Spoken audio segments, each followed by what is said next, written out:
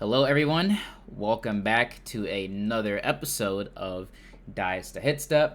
We got some pretty fun topics on our list of things to discuss today. And once again, I'm here with Numbers and Mickle. Both of you say hi. Howdy. Hi. I was trying to think of something witty to say. I was gonna let you go first since he said your name first. Yeah.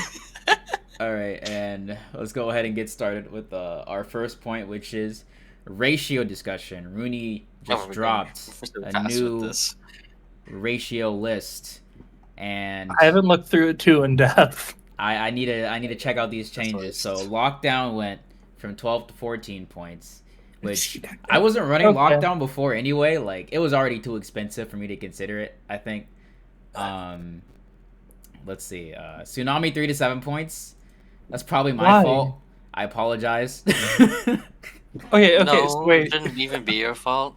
Why did it even go? Why is it even that high anyway? What's its engine requirement? I was playing a face roll deck with Anubis and Tsunami, and yeah, basically Anubis, Tsunami on terrible.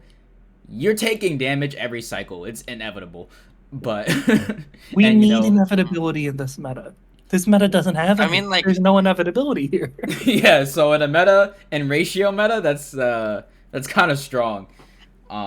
What is even like the principle of this ratio tournament? Actually, I am not in context. I am out of the loop with this one. All right, I think you've got 40 points. Is it simply just build deck under point budget?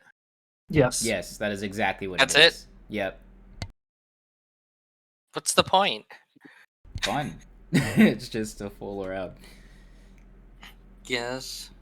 Yeah, it's just a journey. This does also look like this is by extension a take on tier list. Wait, hold on. Not entirely. What the heck is this next change? Gus Tailwind 2 to 4 points. Who is using these?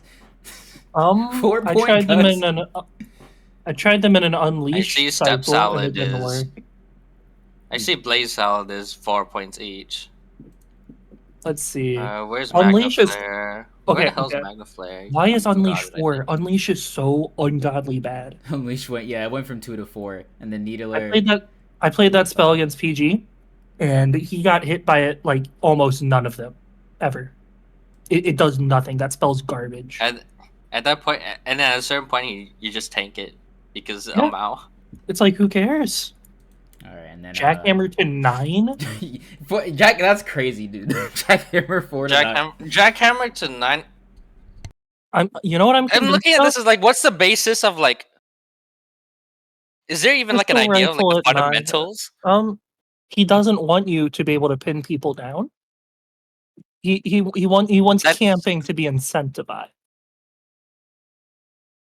All right, like, let's what else?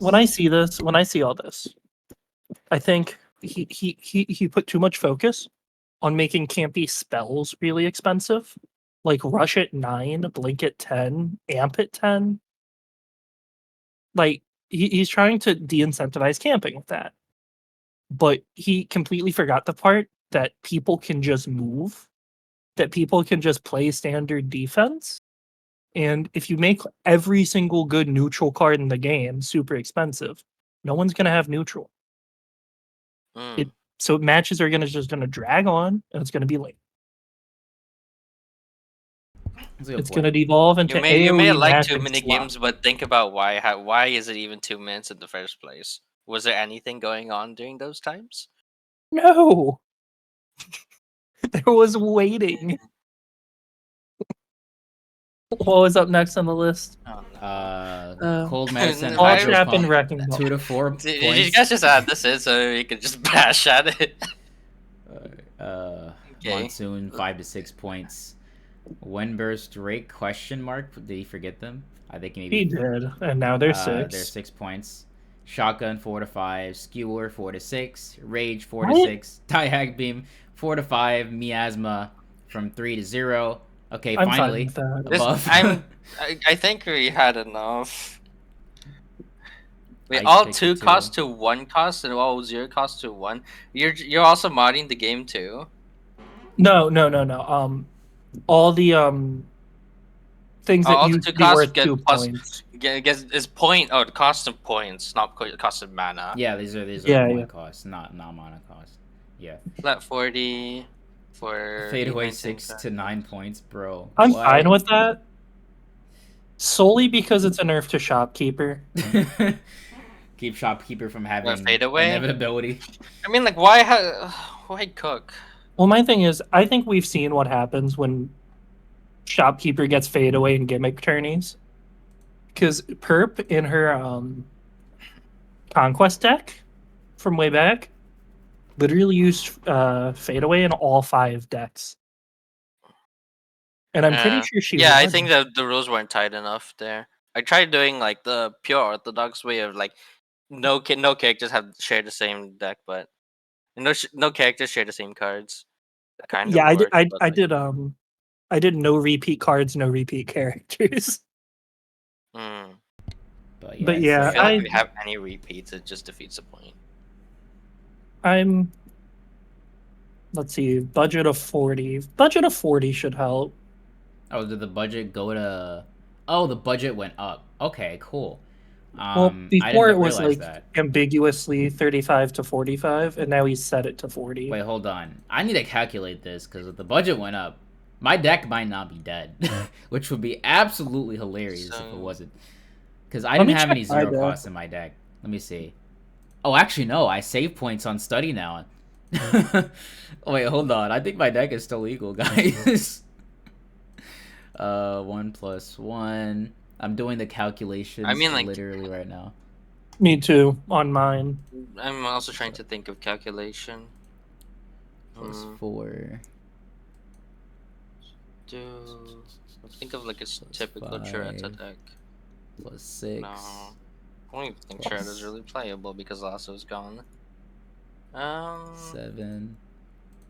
So 1 1 1 1 4 5. I'm at 34. I'm at 34. 4 5 6. Low key? I'm at 34.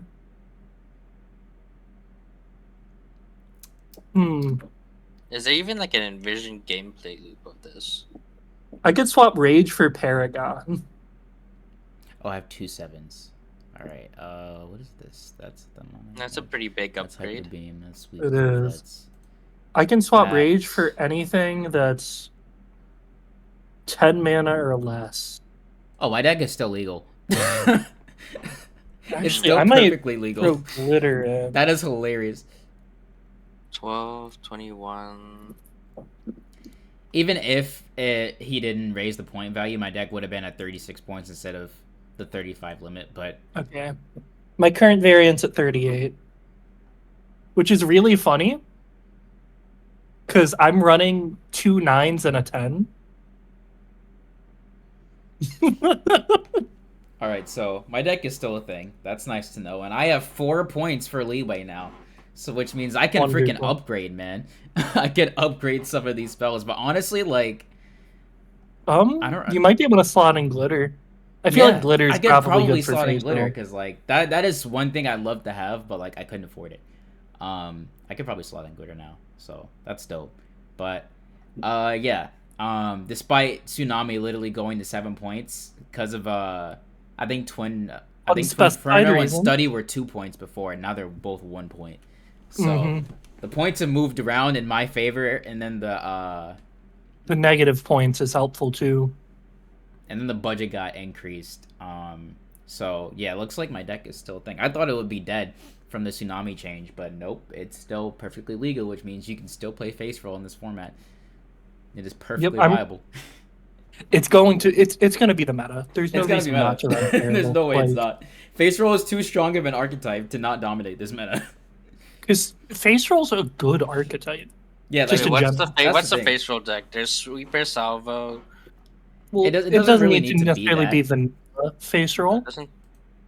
But just the concept of terrible face roll is just very powerful.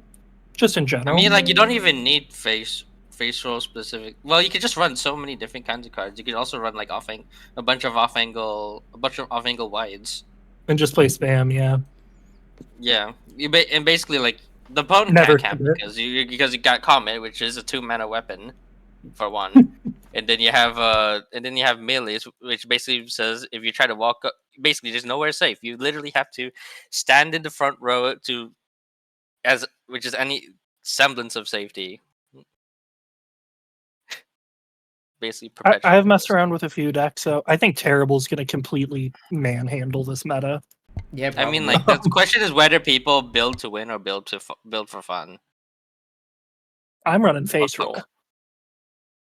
I'm also I'm- running face roll. Because I know not everyone is necessarily building to win. Not everyone is. My deck is going to be Claw Trap, Wrecking Ball, Innervate, Mana Catch, Meteors, Study, Acid Rain, Twinferno, and Glitter. Did I say You can Hyper Beam? afford I all might have that? missed Hyper Beam. Yeah, Wait. no. It's fine. Jesus, It's 38 that? points. But yeah, my deck is Study, Mana Catch, Anubis, Entrench, Hyper Beam, Tsunami, and Sweeper. Was that 8 cards? I think that was 8 cards, right? That's 7 cards. That's 7. Innervate's Twinferno. low-key but Twinferno. nasty. And Twinferno. But I've yeah, been messing with a Twinferno or variant. 1 mana. this is Yeah, that's 36 crazy. points. I've been Yeah, messing at that with point you're your just feeding terrible.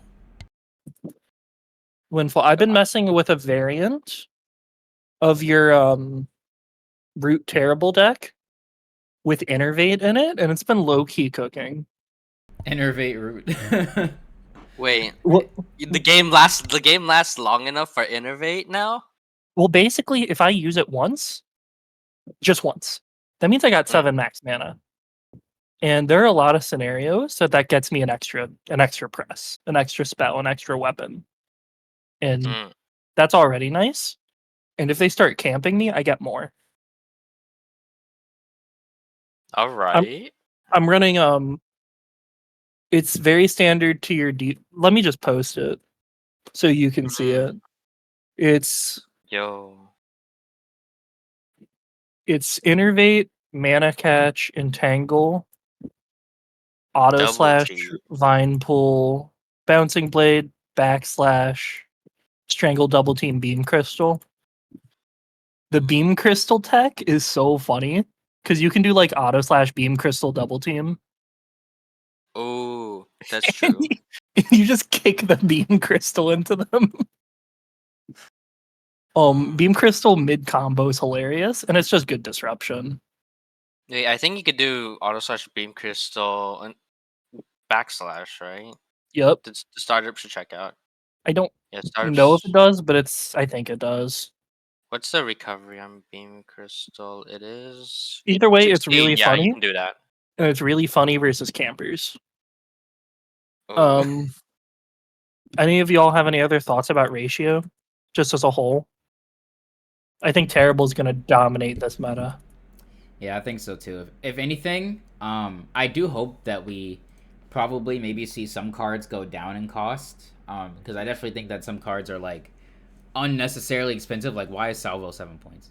Like, I don't even want to. I don't even run Salvo anymore in like in non-ratio face roll because like Salvo is just like it's pretty easy to kind of just avoid naturally. Why is Flurry 9 points? Yeah, there's the only one who's using Flurry is Terra. Yeah, there's stuff that just doesn't really need to be as high as it is. So I probably would like to see maybe like some things just go down maybe like 1 or 2 points just so that they're usable, right? In certain decks, because it's like no one's running 7 cost out. No one's running 7-point Salvo. It's never gonna get touched, right? No one's running 7-point Mistletoe. Yeah, no one's also running 7-point Mistletoe. It's also never gonna get touched. So that's pre-release trauma there. Yeah, definitely. I hope that some spell costs go down, but that's all my thoughts for that. So 9 mana Crystal Rifle after the Frost nerfs, or not 9 get mana, all the 9 spells point. and like reevaluate them. It is by extension a take. All right, but speaking of before we move on, I gotta say one last thing. Harrier costs multiple points more than Twinferno. That is. Why is Harrier more expensive? All What right, we the should hell? probably move on. Anyways, Okay, moving on. Let's move on. Let's move on. We're just gonna leave that. All right. Leave it as Buffs, a nerfs to genuine 3 question that costs. needs discussed. Yeah, 3 costs. What are we thinking of the current state they're in? And what would be some good alterations we could make? So It is I specified that think we the are not fundamental allowed thing to adjust the mana cost on any of these, by the way. that's fine. What's the fundamental problem with it? It's like, is it the problem is that like a lot of them don't trade. Well, I imagine like at 3 points, trading 1 for 1. Well, I don't think many even like do that by their own right. If I'm not mistaken, like I'm not I sure. imagine we are trying to base cards around like when you evaluate cards, like the reason why like a lot of cheap cards are good is because you can see like one-to-one interaction with them, right? Like you're able to respond equal cost. So Yeah. at 3 mana, you have to break that bit. It has to be Yeah. better than it has to be better than just 1 for 1 interaction, where you basically trade.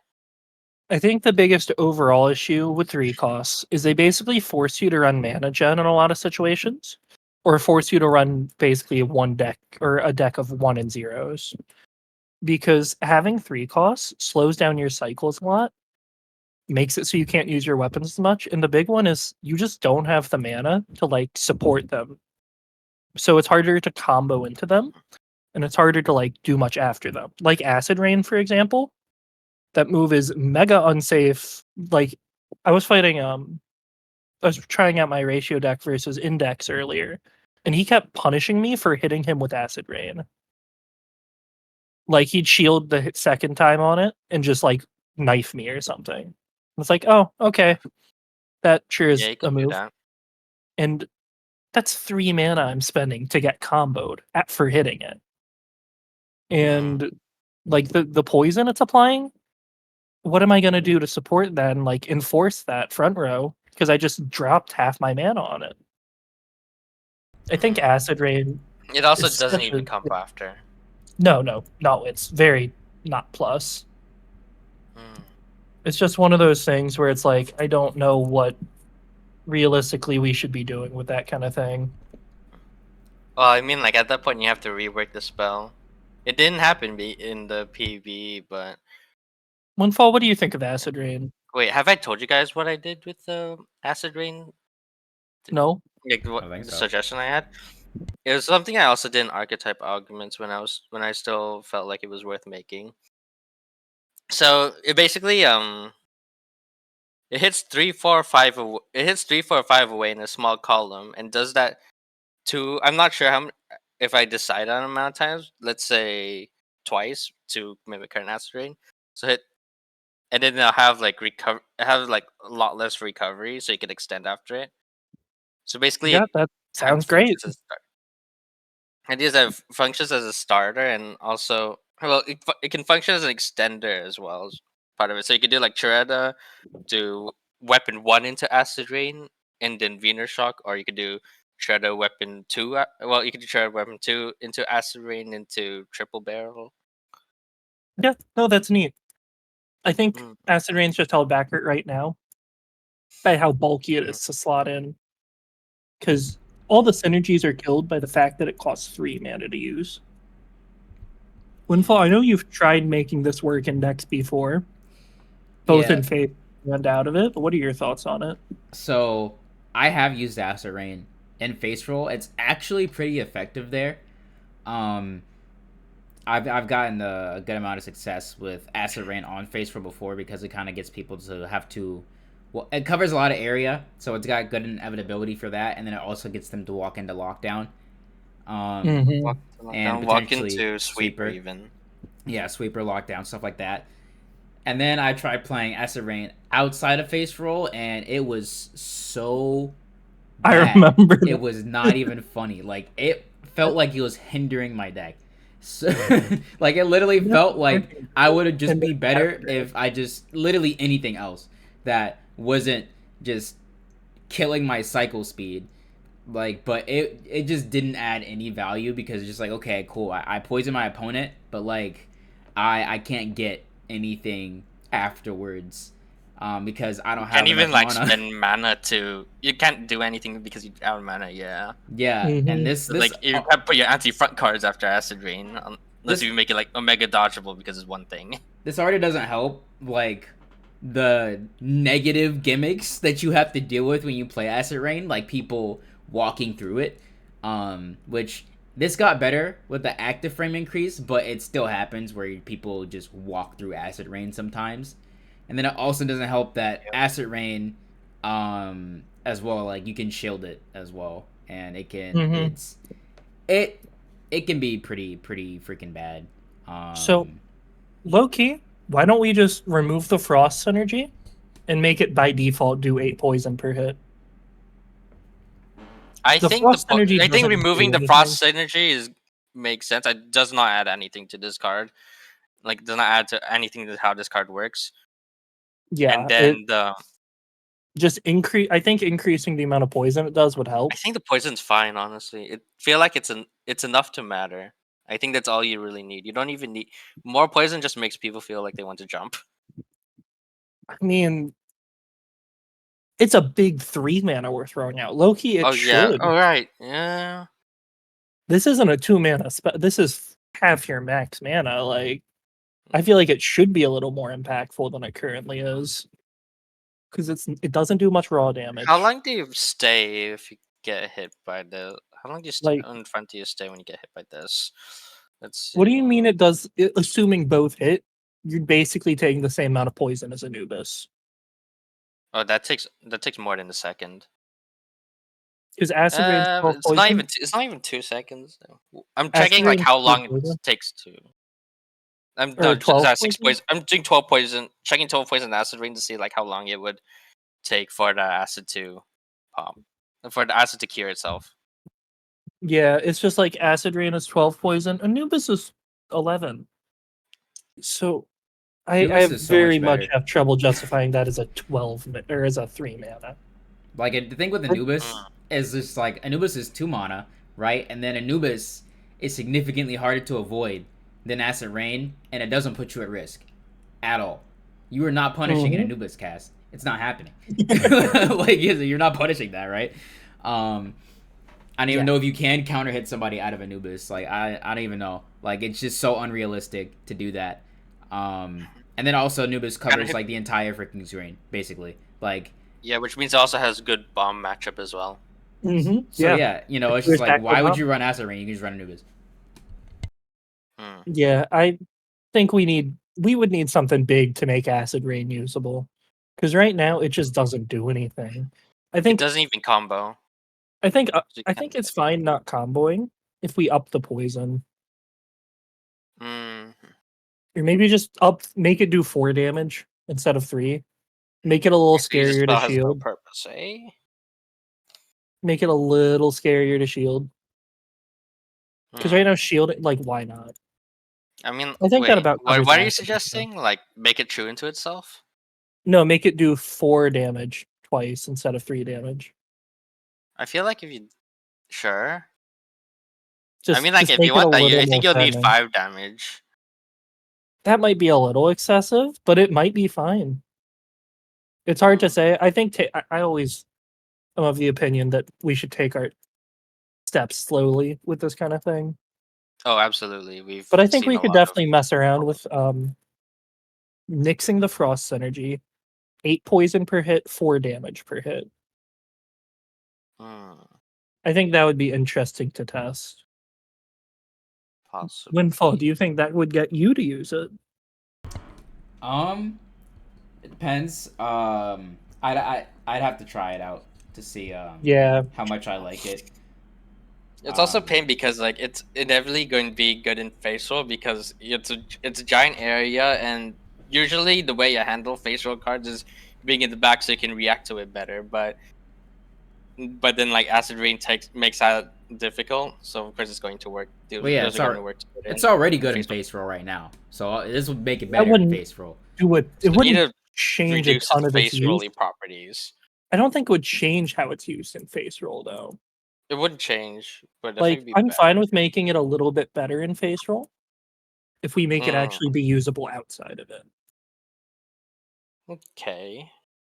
Yeah, I think that's something we can look into. Something like that. Hmm. Bow snipe. The Bow snipe's shopkeeper fine. only spell. I think bow snipe was completely fine. If anything, no, bow snipe's fine. I think it's fine It's on just shopkeeper. yeah, it doesn't you. It's like flurry. You do need this to be good on other people. Well, here's the thing. It's fine on shopkeeper. Perp doesn't even run it anymore in most decks. Oh, so that's what you Like mean. it's just it's fine on shopkeeper and straight unusable on the rest of the cast. There is no Hmm, reason to use bow snipe on almost any character. It takes fair way enough. too long to come out. You're never comboing into that pretty much. It's not count. Unless you're It's doing also some like counterable gimmicky on stuff. like the guillotine and. Mm-hmm. Bro, why is it counterable? There's That's funny. I mean, like if you just do that, it might be worth it. do you think making bow snipe uncat that might be cool. Just making it uncounterable. Yeah, counterable bull snipe is kind of funny. I Considering think how making long the it charge up is. if you make it uncounterable, it could be like a neat defensive option. Like you could treat it similarly to how Dread and old Shiso used to do weapon 2 stuff.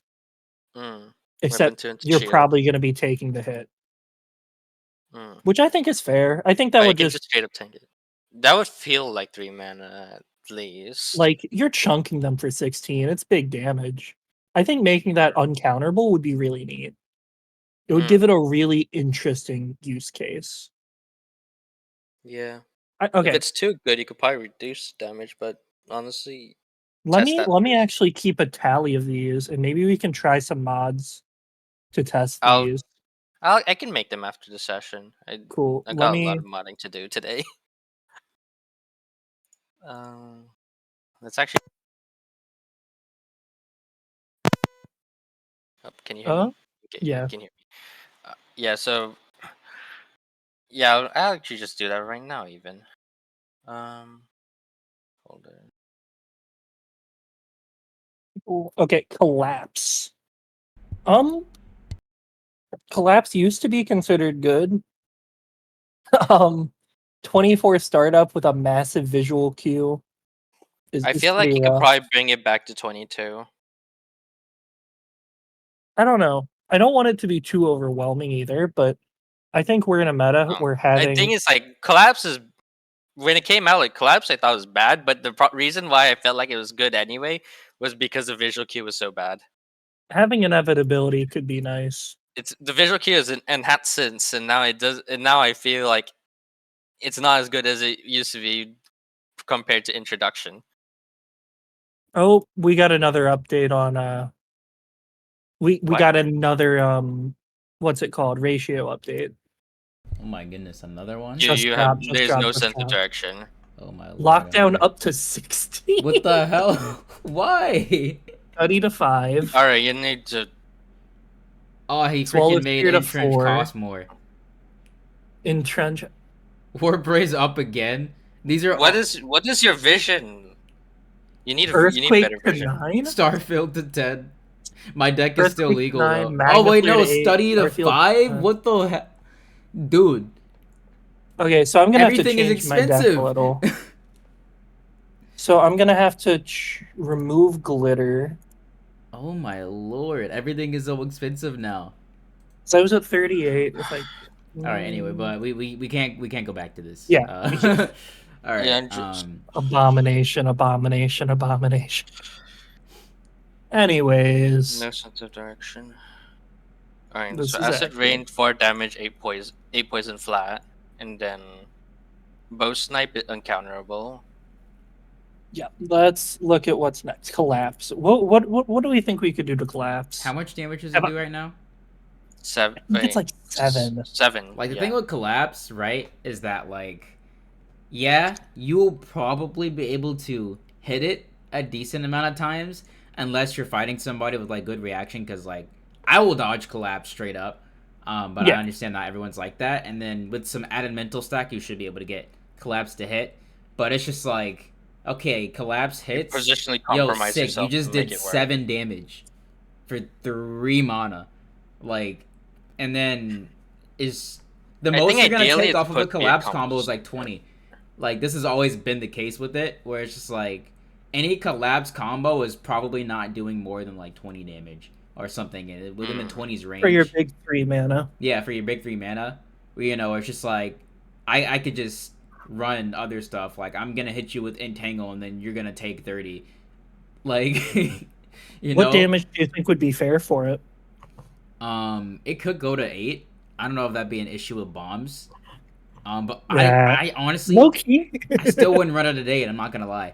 It just, it doesn't provide any. Like, here's the thing: when a 3 cost only does damage and then does nothing else, like, I feel like that's a pretty big drawback if the damage is not like high.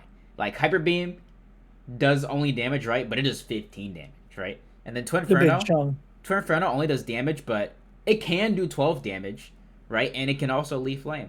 You know, there's the little, you know, the side, and then collapse just, it pulls you to the front, but like that. It's supposed to be a combo start and anti bomb. Yeah, but like 3 cost combo starters aren't. No, Like, no, not at all. that's 3 Do cost we being want it combo to be a starters 3 just cost isn't a good idea. combo starter? The other issue with it being a 3 cost combo starter is it's gonna get probably spot dodged unless you're adding mental stack to it with other mana. Which at that point you basically need like one mana thing to shield break after. Mhm, You can't even mhm. shield break after reliably because pulling to the front takes, I think, 11 frames. So from like all back column all the way to front column is like 11 frames of 15 frames of move. So you can't even shield break even if you use breakout, which the math should check out. Yeah, I think maybe increasing the startup or decreasing the startup and equivalently the recovery. So let me type something up. Collapse startup to 22, That way you recovery could even down do to like Toretta 28. weapon 2 into collapse. I think that's Mhm. completely fine. Yeah. Startup 22, recovery 28, Wait, damage to isn't 8. Toretta how pleasant is Toretta now? I 20, don't right? Or is it what frame lasso? Lasso's gap 0 and get no? lasso's Lasso's 20. frame data got changed. That's why I'm no longer sure. So we Lasso's do frame this. 20. It's Shred, so it's plus 20, so no, it you still need wouldn't be true. no, You you could want plus shield. 21. I mean, like shield. If you, it's not. Then it's like it's outclassed by pull. It's I think it's you'll never run fine. collapse on Chariot unless you, because you could just run pull instead. Like sure, I it's think off it's angle, but still. well. You can't weapon 2 pull either. So No, well, I mean, like, wait, pull is pull's 23 frame 23, right? So that means that you have to either shield or hit step, which means that it's 50-50 for Chariot to do something. shield kills it pretty bad. Yeah, but then you could just do. Yeah, you could just do pull weapon 2 if you anticipate that. So it's There's basically a way 50. to get out of it. It's Hmm. Glitch used to No, do there it a shouldn't ton be. against me. There definitely is an out. I think you just eat the shield, like you shield it, and then you just take the shield damage, and you're out of the combo. But yeah, collapse, startup 22, recovery 28, damage 8 seems like a safe way to keep it doing the same kind of stuff. Except it would just be a little bit more just a No, you little bit can't more escape. effective. Hmm. No, I'm testing it now. You can't escape pull weapon into weapon 2. No, you eat the weapon 2 on shield, but okay. Oh, after that, then it's fine. Yeah, of course. Yeah. But like pull weapon 2, you can hit them for it, and then you do like thunder, and that breaks shield, or break shield, or puts them at risk. Basically, they can't avoid the thunder. Yeah. But hyper beam, low key, I think hyper beam's fine. I think we shouldn't make you have to spend the extra mana on dodge for the recovery. I think it would be really neat if we just made hyper beam have that. Because What, like the recovery?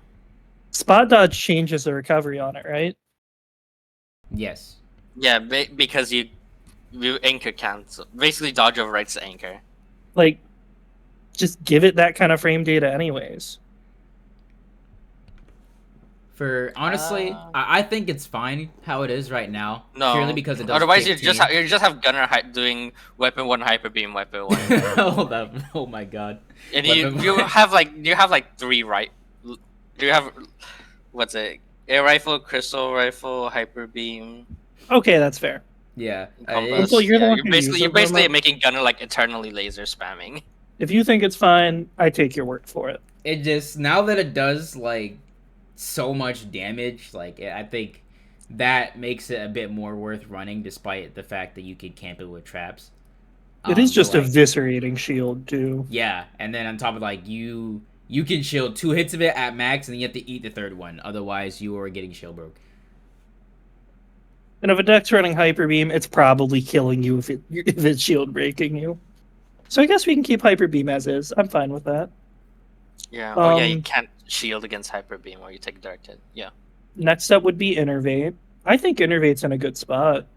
I don't think we could buff it. Innervate we have not cooked enough. It's like Innervate will always have the problem of being a dead card at some point. I've been Dead point messing around with it. I think Innervate's kind of good right now. Mm. I've been messing around with it on a few decks, messing around with it with ratio. I think it's pretty solid. Yeah. So we can leave Innervate as is. Lockdown. I think Lockdown's probably in a pretty good spot. Windfall, you've used Lockdown probably more than anyone in terms of using it at higher levels. What are your thoughts on where it lies? Lockdown probably is still the best 3 cost. Unless I'm missing something.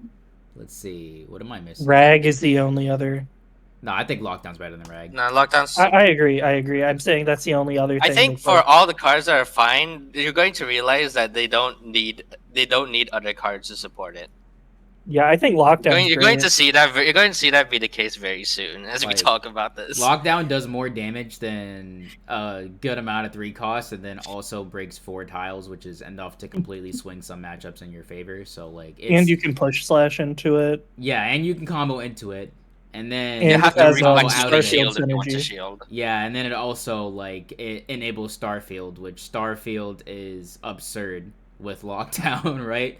So it just is easily the strongest 3 cost. It just I think Lockdown's genuinely like a high tier card, if not a top tier card. Yeah, it's just really good. If we buff Lockdown, I'm retiring. If we Lockdown back to 12. The only like tiny gripe I could possibly imagine with Lockdown is making its recovery 1 less, so it's good, so it's usable on Terra. But at that point, it's being cherry picking. If we make its recovery less, it breaks Starfield interactions. Yeah, that's that too. Like we cannot. Lux Cannon. I think Lux Cannon's fine. I don't think. I think Lux Cannon does what it does fine, and there's not much reason to change it. I think it's terrible, but like it. Do you want it to be good? No. So I'm fine. Yeah, I think it's. I think it would need to affect the other cards. That's not Lux Cannon. So yeah, I think Lux Cannon. Like if you look at the summon payoffs, it's like, why am I doing all this when I could just like hit them directly with normal spells? Volley, punch cannon, don't need him. Lux Cannon, I don't think I would change at all. I think I'd leave it as is. As someone who's used Lux Cannon, I won a tournament with Lux Cannon. PG literally was using my Lux Cannon deck in Code S during ESL. Like, how did it go for him? I cooked it. I was on pre-nerf Perilla. So I wonder what about the other matchups though. I don't know. At the Secret Santa tourney. At the Secret Santa tourney, my Lux Cannon deck was what we both ran in Grands. I think the change that made it do 12 damage so you can't shield it is good. Oh, I fully agree. I think it's in an okay spot. Let people cook. And I would leave it as is. Quad Claws. Why would you use that? Trash. Complete utter garbage. It's like minigun if you wanted it to be bad. I just hate it.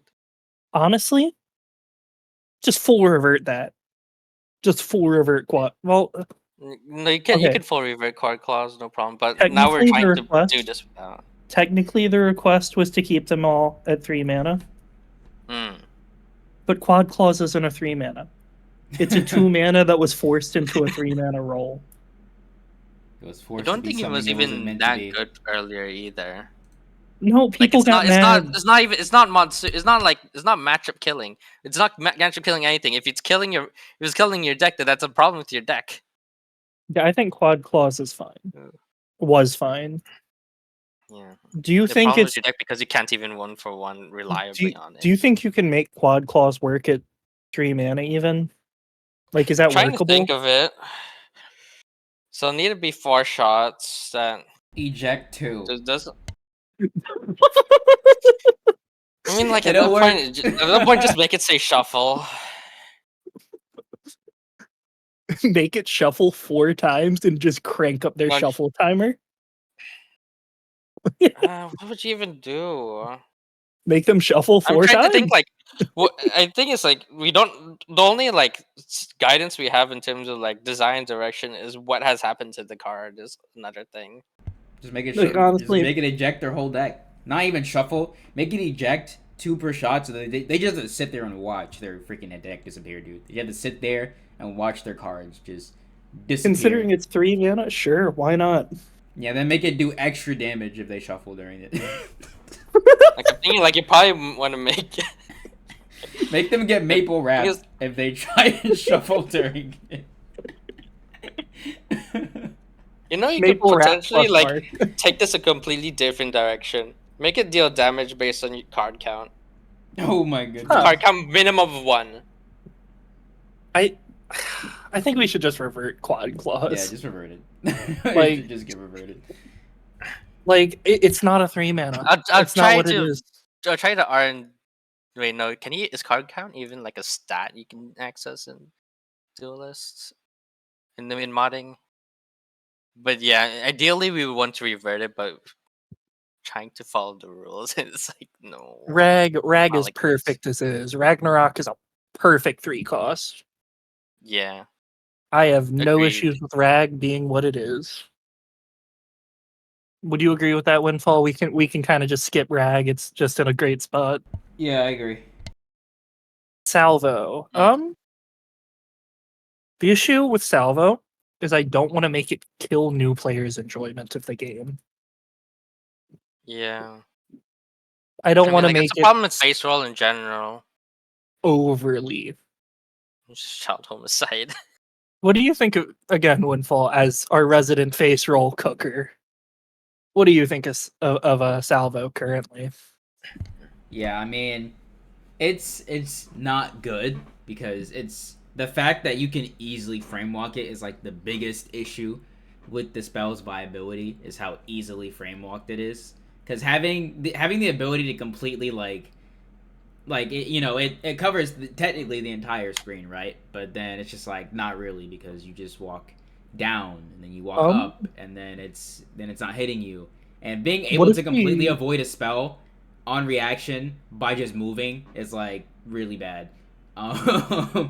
What if we decrease the shot interval so they're all closer together? Do you think that would help?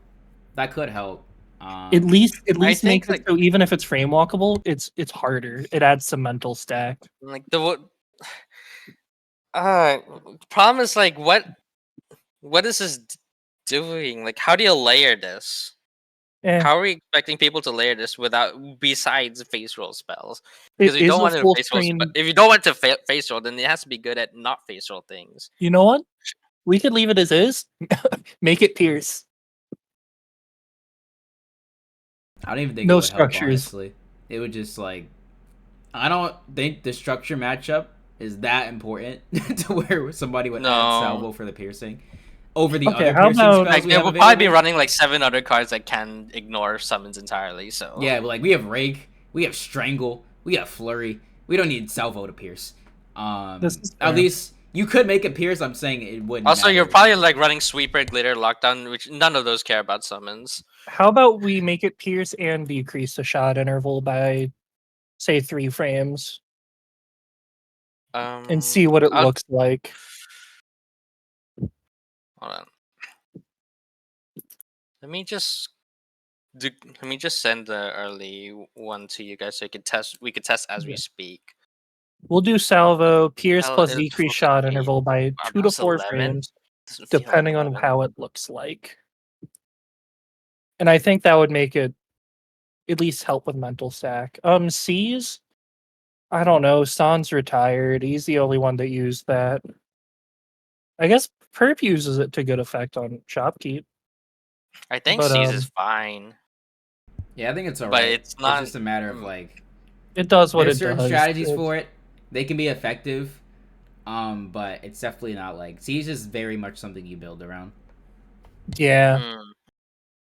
I do wish it wasn't so easy to get counter hit out of.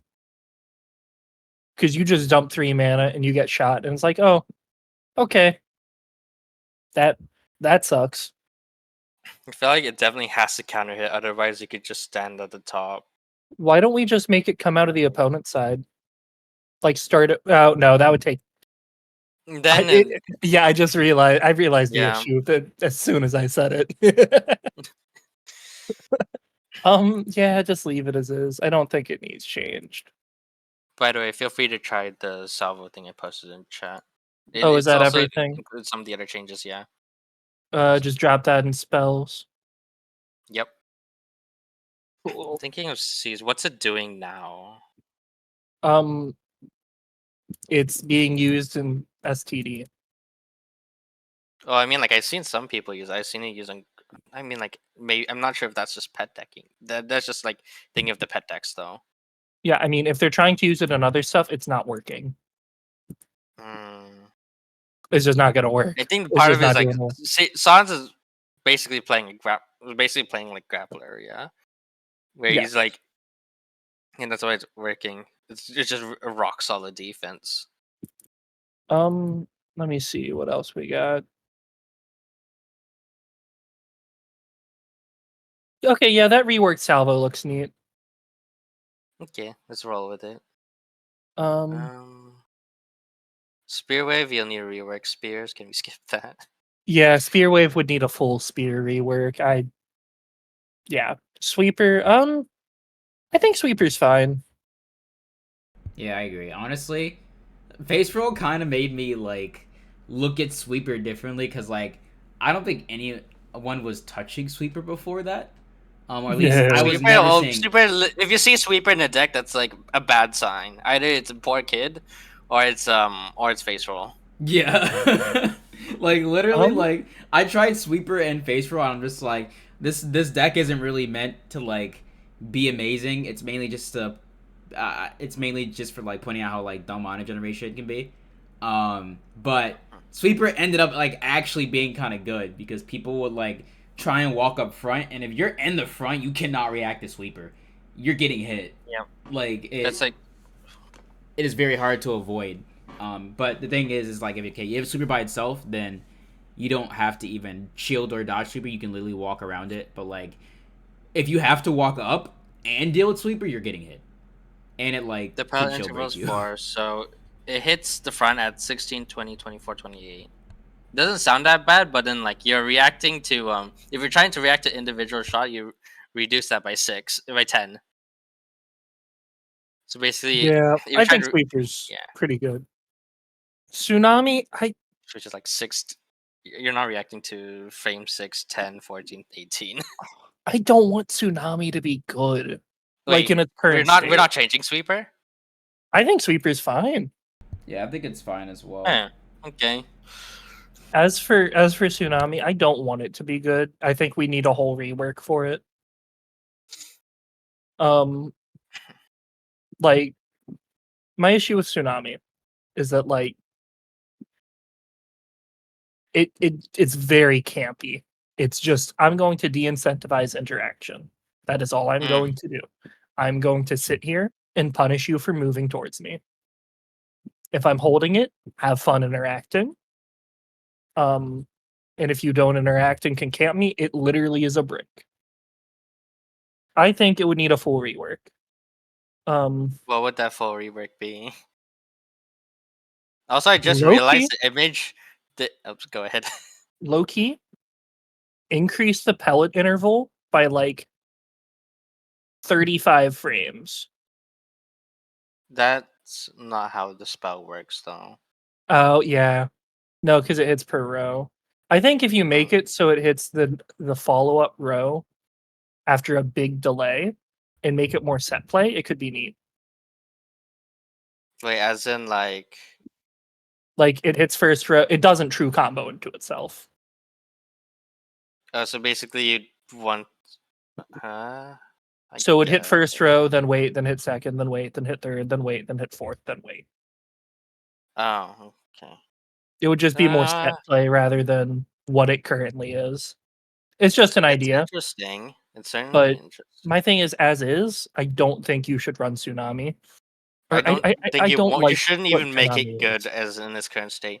I also I agree. realized in the image that what's it? Those rectangles are buildings. For some reason, I just thought that was Oh, just like some texture to the wave. I guess that makes sense. That What are had your me thoughts on thinking, Tsunami actually. Windfall?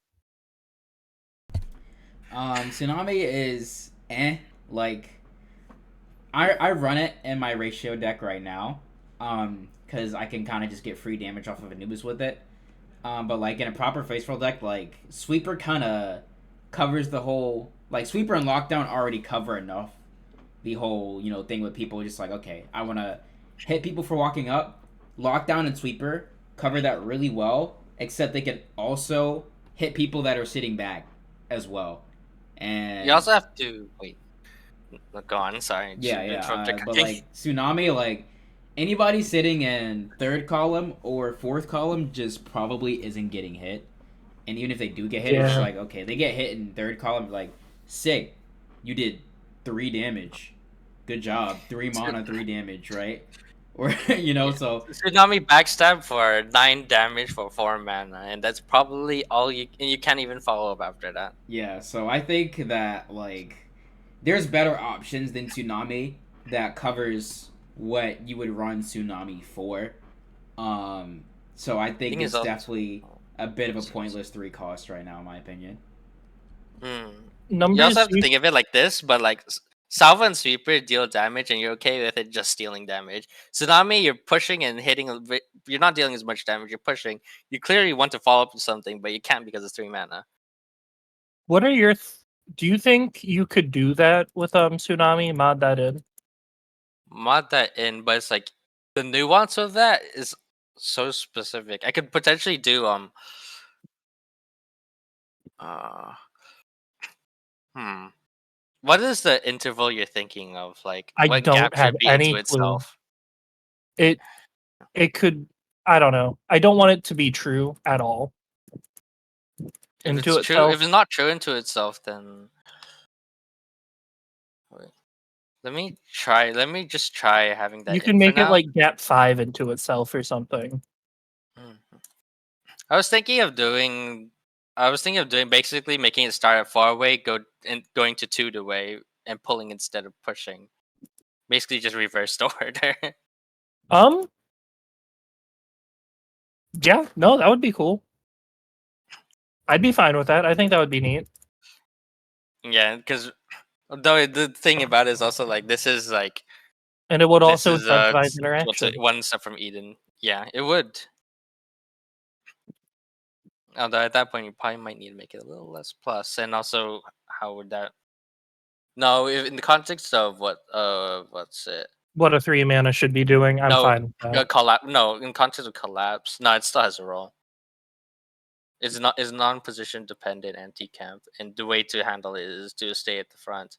I think I'm fine with this. And if they Yeah. want to if they want to do melee payoffs, then they're in direct contest of that. Yeah, that's fine. Inferno's probably fine. I'll try Like, the pellet interval thing in the mod for now. yeah. Since I know how to Or do you that. can do the pull instead of put. Either way works. What do we think in a Twinferno? I think it's probably fine as is, right? Yeah, I think so too. I think it's probably just. I could see flame on hit, but I don't know. I think it's probably good enough currently. Flame on hit would be neat to mess with, though. Twin Inferno. Twin Inferno does get constant counter hit. If the second shot was uncounterable, would that be worth anything? Nah, I think it's fine as is. Twinferno, we can try flame on hit. I think that would be a neat idea to get it used a little bit more. I don't think it adds very much though. You just do Twin Inferno combos. Yeah, but it just adds more flame tiles. It increases the flame synergy a little bit. I'm pretty sure that flame is exclusively for effect. Like for example, like Rocket's flame is definitely just for the aesthetic. Yeah, but like it's some kind of like impact, creator impact effect. we can cook. Let people cook. Yeah. Give them more to cook with. All Triangle, I think all Do you want the flame to follow Hitstep or no? So the Gunner way or the Paragon way? Gunner. Okay, so not following Hitstep. Yeah. All Triangle, I think it's fine. It does what it does. Yeah. It's a funny gimmick spell. It works. Yeah, I think that's solid for that too. Totally fine with All Triangle as is. War Praise. You could do no. War Praise is fine. War Praise is actually a good card. Yeah, it does good damage. I think War Praise is fine. I agree too. Windfall. Yeah, it's good. We're gonna treat Crevasse here. I want to include it anyways, just because. I don't know. What do you guys think on Crevasse? Crevasse just exists. It doesn't. Does it do anything? No. Yeah, it just. Could it go to 3 mana? It's just a spell. That's pretty much all it's been. I mean, like since, the idea the spear cheese with it got like toned down, like it's just there. Could it go to 3 mana? Probably could. Yeah. I mean, like if we had to do this without reverting the cost. Well, technically that only applies to the 3 manas, so. Crevasse to 3 mana, I think would be at least give it something to mess with. And there we go. That's all the 3 manas.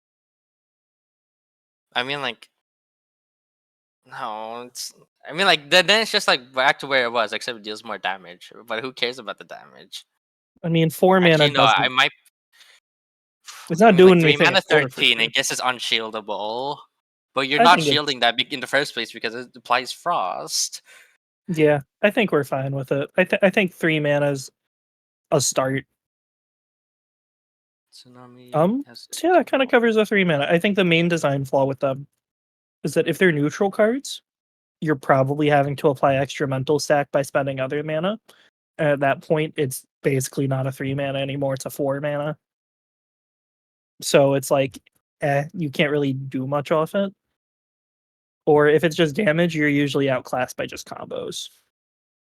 Yeah, it's funny because like this is going to be the one card that we don't affect the cost except for Quad Claws, but that one's a very different case.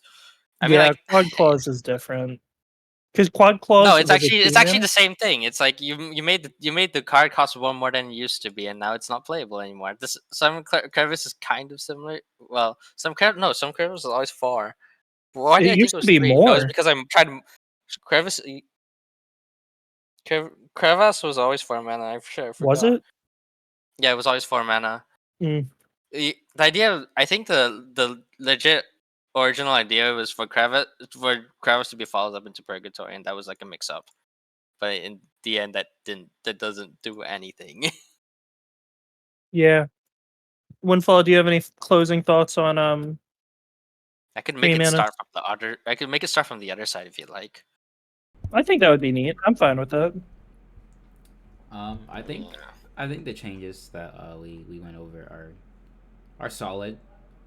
You got any final thoughts on 3 manas as a whole? 3 manas as a like whole. Design philosophy or anything? I think in general, it takes a 3 mana doing a lot to make it like kind of worth slotting in to just a standard deck that isn't running a bunch of 3 costs, like Sweeper, for example. I wouldn't imagine running Sweeper outside of anything other than like a face rollish deck, right?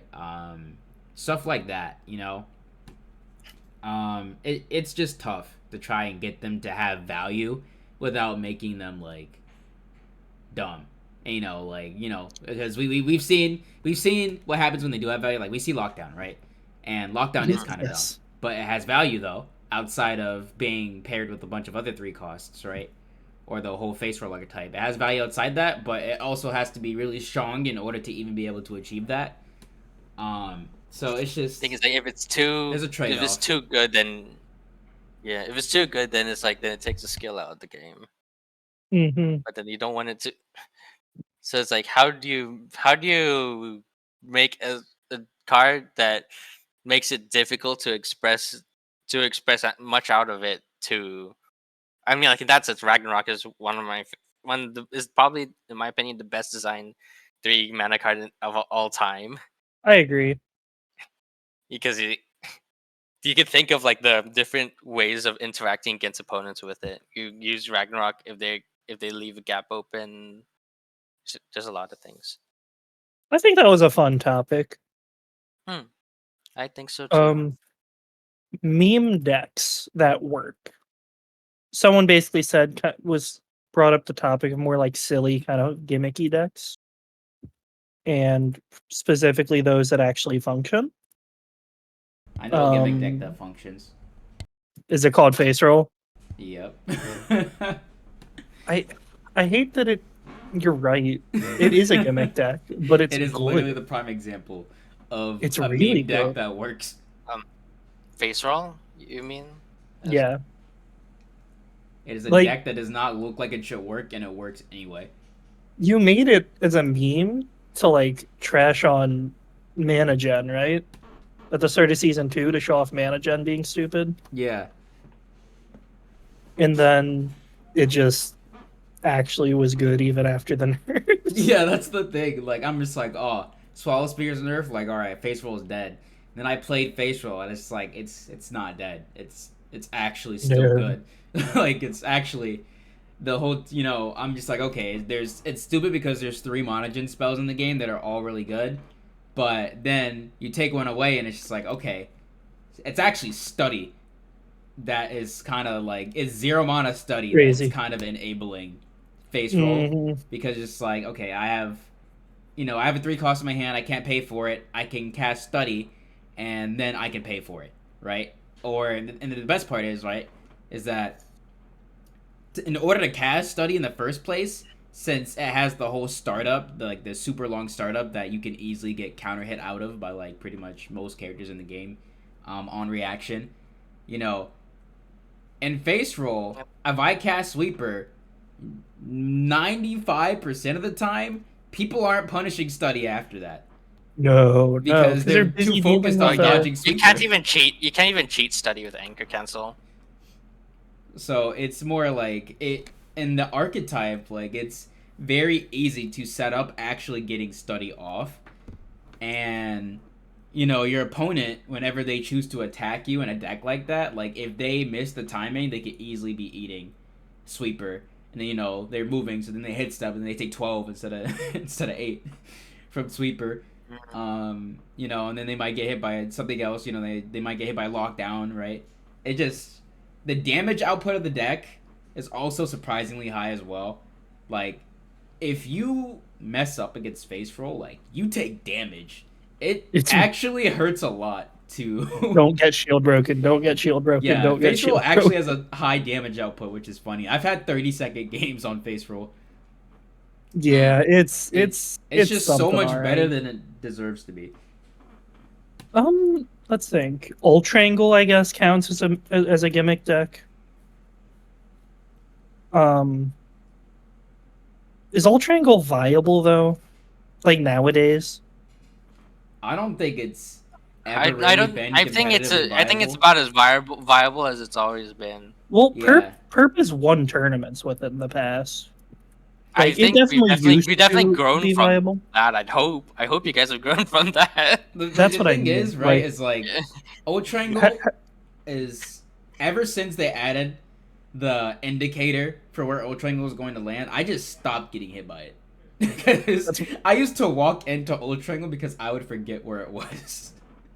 It kind And of Snake then wish it didn't C4 have. I kind of looking. wish yeah. it didn't have the visual guide, but Yeah, it's so then good after design the that it quality of life does. change, I just stopped getting hit by O Triangle because I'm just like, okay, if the only way that you can hit, O Triangle is to align me, you're not gonna hit me with a line because I play Queen, right?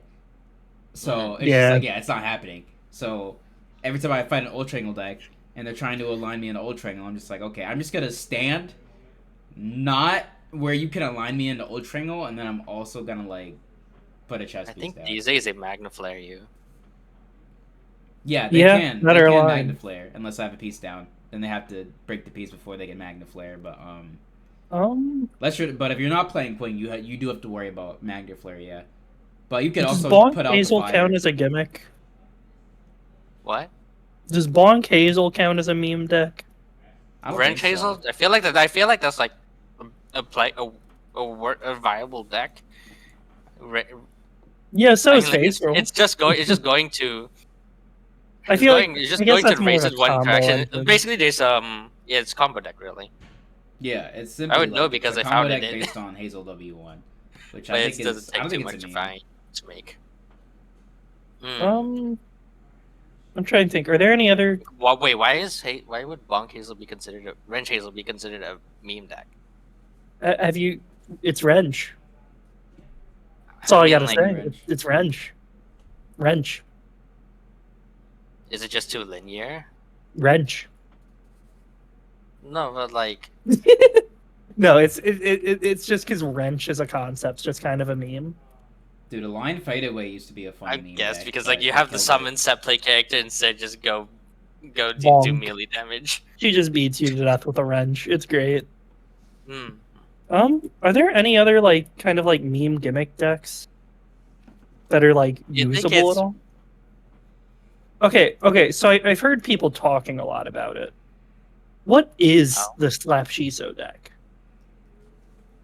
I do not Essentially, know. like you get poisoned or something, and then you have to walk into front, and then yeah, dealing with Shizo slap up there, can be a bit difficult because of the speed of it and stuff like that.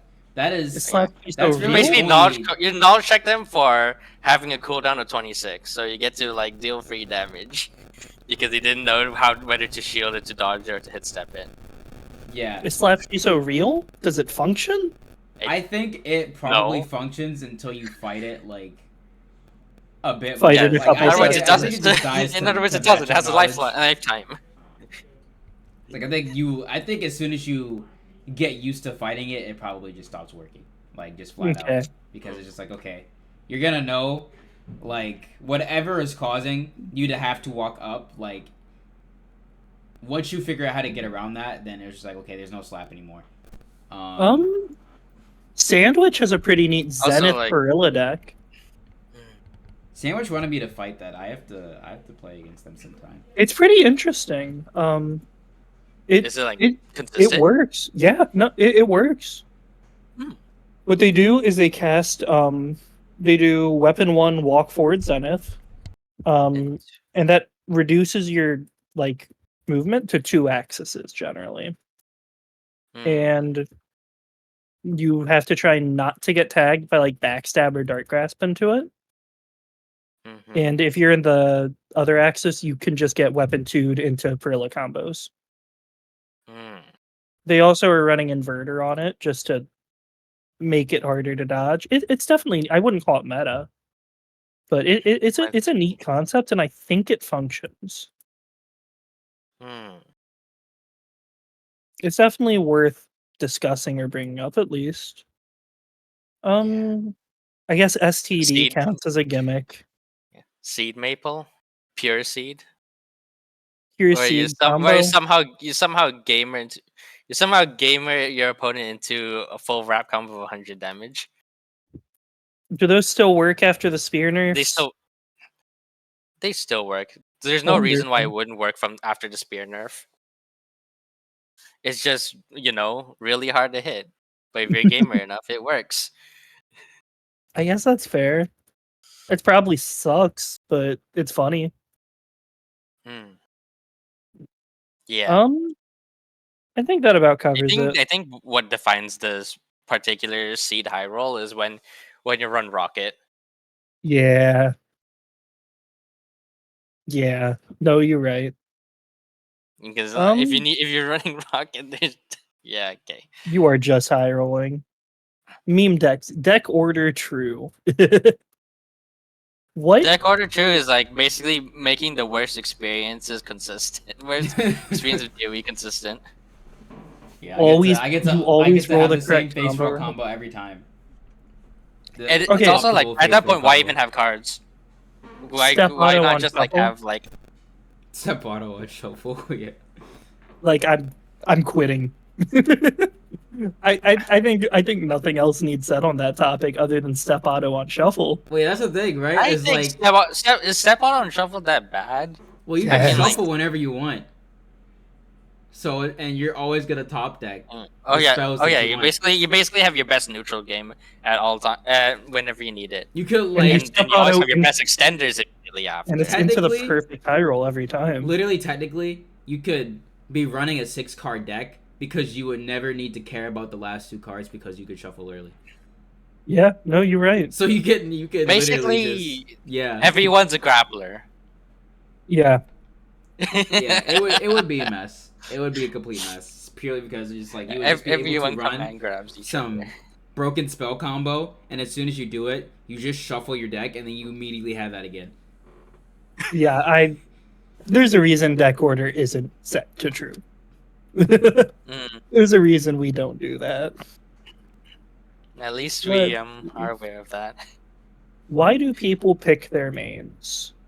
I think the original intent for this question when it was brought up was like, do most people play their characters due to the aesthetic, due to the play style, due to strength? I think the easiest way to do this is we'll just explain why we play the characters we play. Numbers, what makes you play characters you play?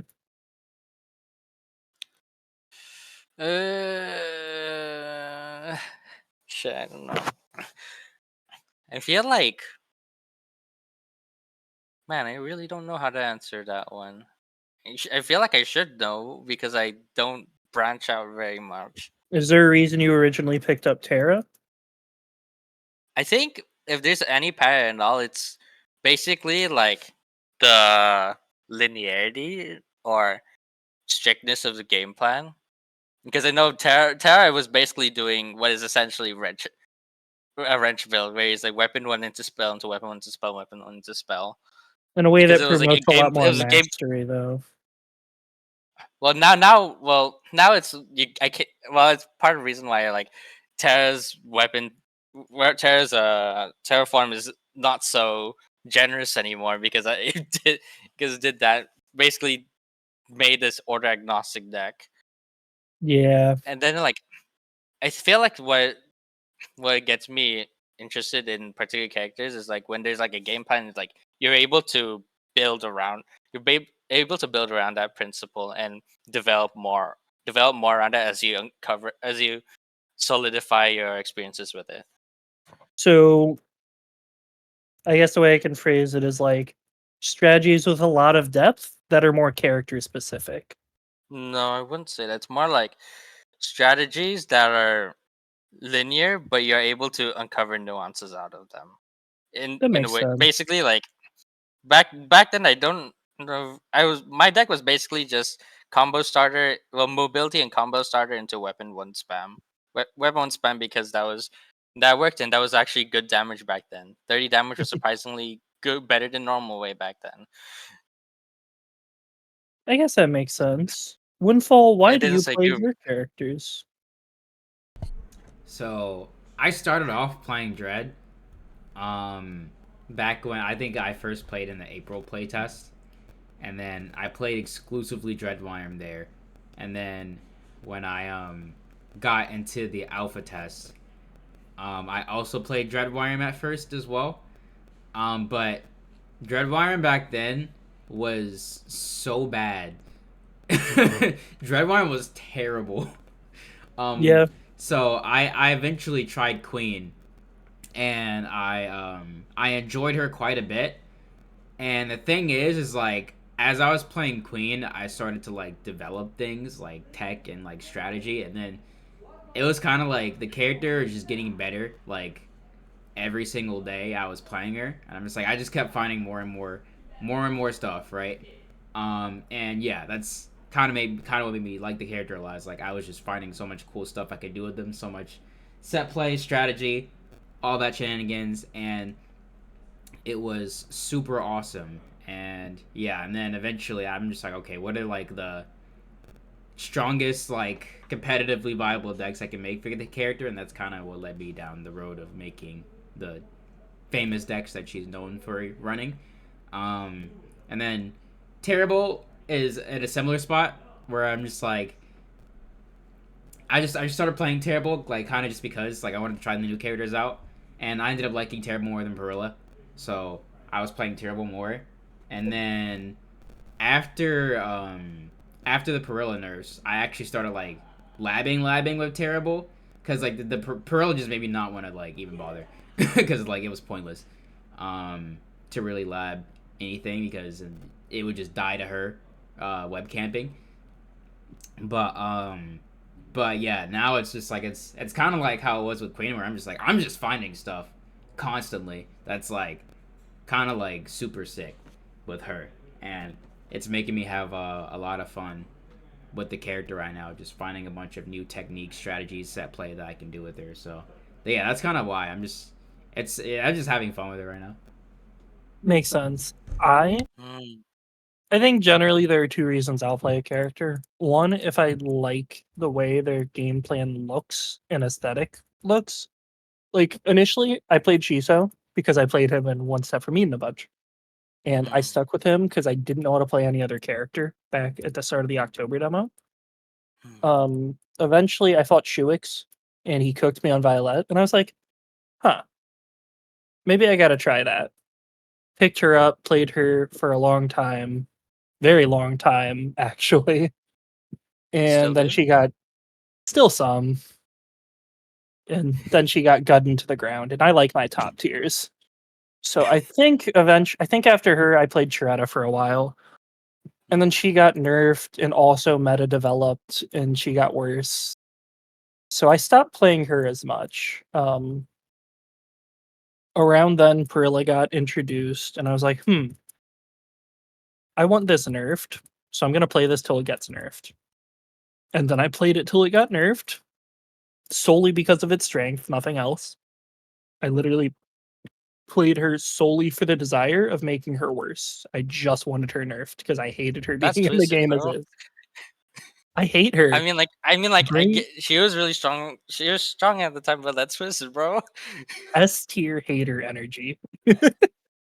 Um, and now I'm playing a little bit of everyone.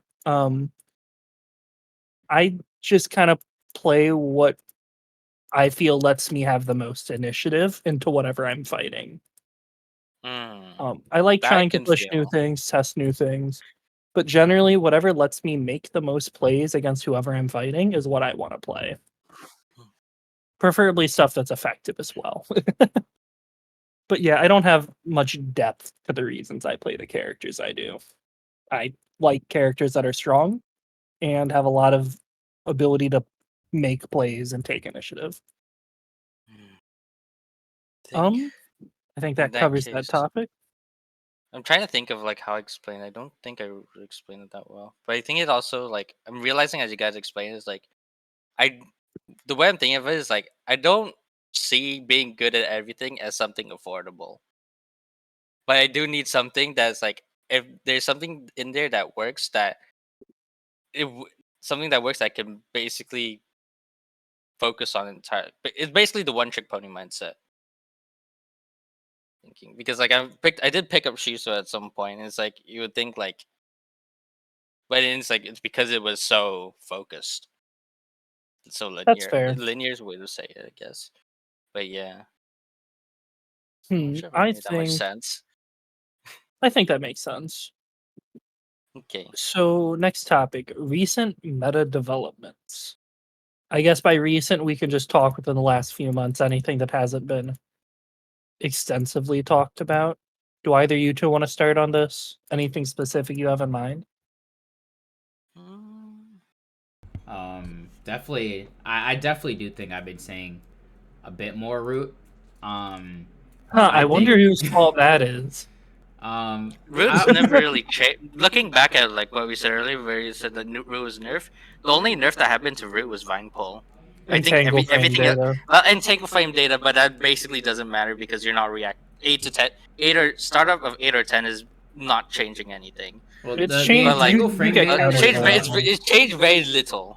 So it Anyway. more but and then affected like looking at entangle's use outside of like root strategies because like realistically like entangle into like oh vine yeah frame like right it's gonna be true, but like it was because mainly because it's like basically mill extender. yeah it was mainly to affect other stuff, but it still worked fine in root. But they obviously root terrible is out and about right now. Um, I'm using and her a lot in Code yeah. S. Yeah, so I unleashed that. So she's out and about right now. One thing I do want to talk about is I think that the poison changes, low key, like I'm probably gonna start messing with Anubis, like and more Really? decks. Because of how quick the damage It, comes out? it actually becomes more material. Is Yeah, what you're because saying? like the thing with Anubis is like now if you just like choose to sit back, like you're actually gonna take the damage, right? You don't have the time. Yeah, like you have less time to just sit back and not take damage. Like if you choose to just wait for a bit and try and wait for like a safe moment to walk up, like you're probably taking like at least 5 from it. If you decide to do that, right? Which it was doing less before. So like it gives more initiative to or more it puts more pressure on your need to walk up, and I think that it is a bit more handy than it used to be because like you don't really miss Anubis that much in comparison to like other methods of inevitability. Anubis with a very small amount of like mental stack will pretty much hit like over 90% of the time, right? Um, Mm. and then on top of that, if they don't make it to the front in time, or you hit something like then it did 10, 11 damage, right? For a 2 mana, which is actually good. It just Mm. it doesn't do hit stun, so like the damage isn't registering, but it's doing the damage, right? The damage is happening. And then also if you like obviously if you combo somebody after hitting Anubis, right, then you're gonna be eating all that poison damage.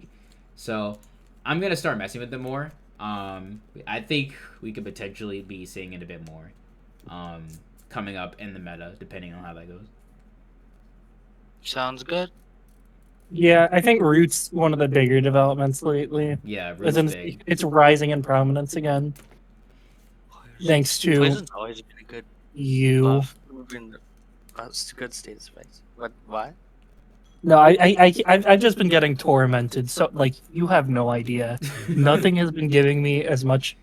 I don't think I've lost as hard to something consistently as I have to Windfall's Root Terrible since, like, Ah, I wasn't a top 1 contender. Like, it's been genuinely forever since I've been getting cooked this hard, this consistently. So now I'm tormenting others with the same thing now. Yeah, Like, Root Terrible is literally like, all it's right, you got hit by crazy. an Entangle. You're taking between 30 and 40 damage, depending on what cards I have left. Just like, oh, you got rooted and you're trying to shield, you die. Good luck.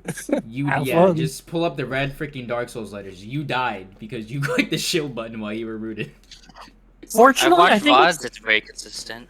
I don't think it's too unhealthy. I think it's just strong. Yeah. It's still I feel like we interactive. could You still even pick out do playing. potentially better things at some point. It's just one way that works really well. I generally think It's- it's fine. Yeah. It's just really strong, but not in a bad way. I think it's just really efficient. Yeah. Yeah. On the other Um, side of meta developments, the rise Vio's of still bad Gunner. apparently. Yeah, I think she sucks. But then, like, she's got barricade now, bro. Like, surely she Yeah. has a playable deck. Playable's a strong word. I think. I mean, like, it's but one of definitely the a lot other, more playable than some bunch of the others. I heavily disagree. Huh. I could use almost any other character better than Violet, and I'm the best Violet player. Like, when the best Violet player is using almost their entire rest of the cast better than her, I think the character just sucks. But why is it so weak? She doesn't have the ability to take initiative effectively. And she doesn't have very effective off-angle starters. Or anything off-angle, really, without gutting her combos. But recently, the main other meta development I've seen is the rise of Gunner and his specific style of play. I think standing in back row and just holding off angles or holding stuff that de-incentivizes approaches.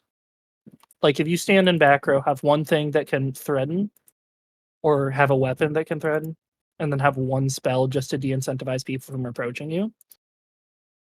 It's really hard to deal with, and it's really, really, really effectively.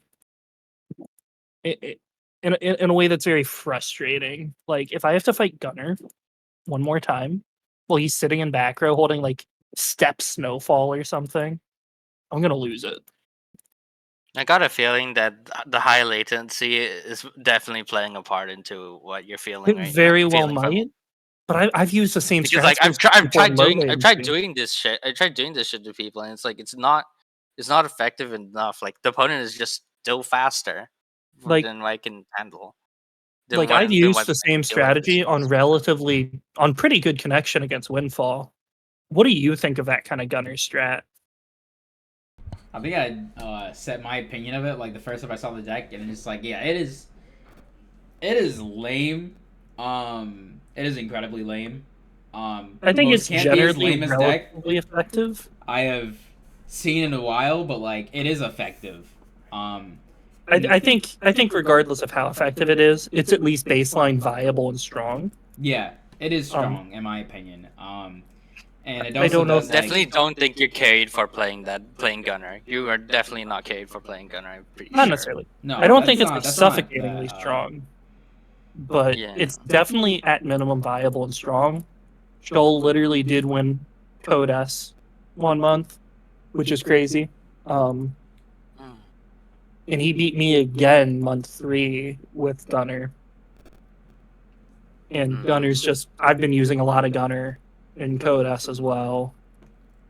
I think regardless of the effectiveness, it's at least baseline strong and something that's real that you have to deal with. And it's so unbelievably lame, campy, and uninteractive that I think we should do something about it. It's to a point where it's incentivizing super toxic, lame, unengaging gameplay. But I don't know what to do about it. Because like part of it is also like the spells.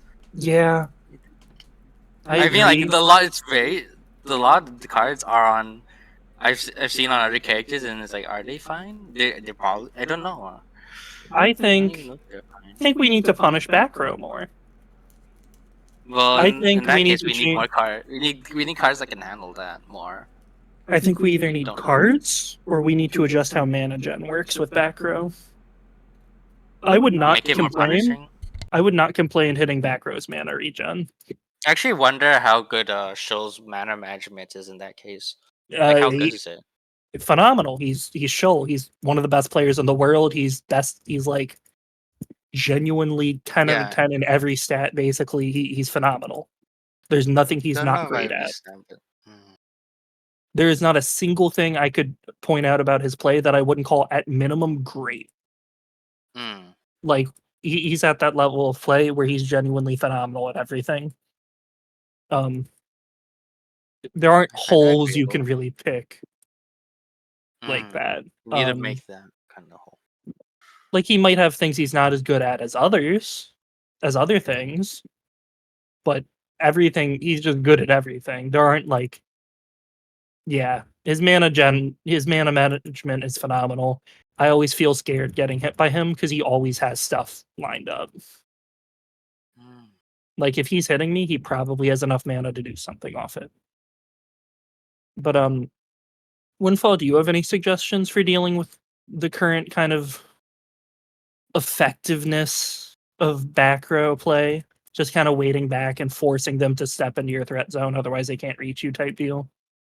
So, how I've kind of dealt with it is that like Gunner can sit back, but it's not necessarily without consequence, because obviously he's safe back there. That's just the reality. But Gunner, if he does choose to sit back, and then you don't really try and kind of hug front to like kind of hit him and like be aggressive and all that. Like there are times where it's just like if I am not in a position where I feel like attacking, I just won't move up, right? And then in that period, Gunner actually loses a lot of damage trying to hit me from that range, like all the way That's across. fair. And Fishing is bad, yeah. at that point, shielding becomes a lot more effective, right? You just have to watch out for combust and to not let combust shield break you. But No, you shouldn't even shield. Combust will never shield break you if you shield the weapon. Yeah, You can have shield and to move or shield buffer dodge, yeah. you have to buffer Yeah, stuff out of it, but yeah. But yeah, you just have to be a Yeah. bit careful because if you hold shield, then you will get shield broke. But obviously don't hold shield. Yeah. But you can use shield to mitigate a good amount of damage from inevitability sources, and without Gunner like actually like walking up to do something, like try and hit you with a step or whatever, they won't actually be doing that much damage. Like their DPS won't be that high, and that kind of gives you that kind of allows you to even out the pacing, right? Like when I'm playing, I will simply just not Try to out be damage on up. your hit. Yeah, I just won't walk up when I'm not ready to attack yet. And I will walk up when I have a hand that I think will hit you. Like I have Northwind or something. I throw the common out, throw the Northwind. Have fun avoiding both of those. Yeah. And then I just get damage when I get damage, right? And then obviously if I'm playing root, Gunner does have to take quite a. If you walk up and I have entangle and you get hit, like mashing can save you sometimes. It will not save you all the time, and the few times it doesn't save you are gonna be enough for me to win.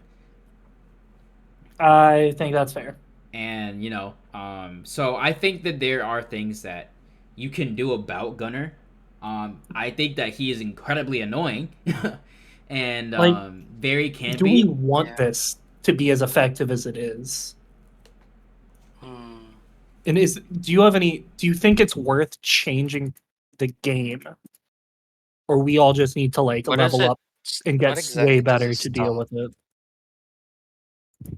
I think. What does it? What does this stop really? What does this What stop does what having stop? work? Like, what does like Gunner like make Nye unplayable? When he's Um playing like this. Anything that requires you to be up close to fight him. Mm. Anything that requires you to stand in front row to get your stuff going.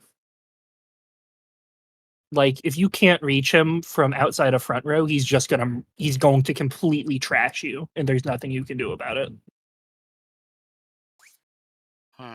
If you have to stand in front row to get your stuff, good luck. He's gonna run up and weapon to you. He's going to snowfall your approaches. He's gonna paragon your approaches. He's gonna weapon to your approaches. And he makes your approaches have to be super linear with how you do it, and he's just gonna keep shooting you. It's super lame. The question is, do we want this to be as effective as it is? Because there's obviously counterplay. People are beating it, but it's at a level of effectiveness where combined with how unbelievably toxic and cringe it is it worth changing? Well, I mean, in my opinion, like, despite how annoying it is, I can never really like use annoyance as a factor to kind of justify nerfing a strategy, because at the end of the day, like, what people find annoying is subjective. You know, I've seen people that don't find face roll annoying. I don't know how. I think the deck is AIDS.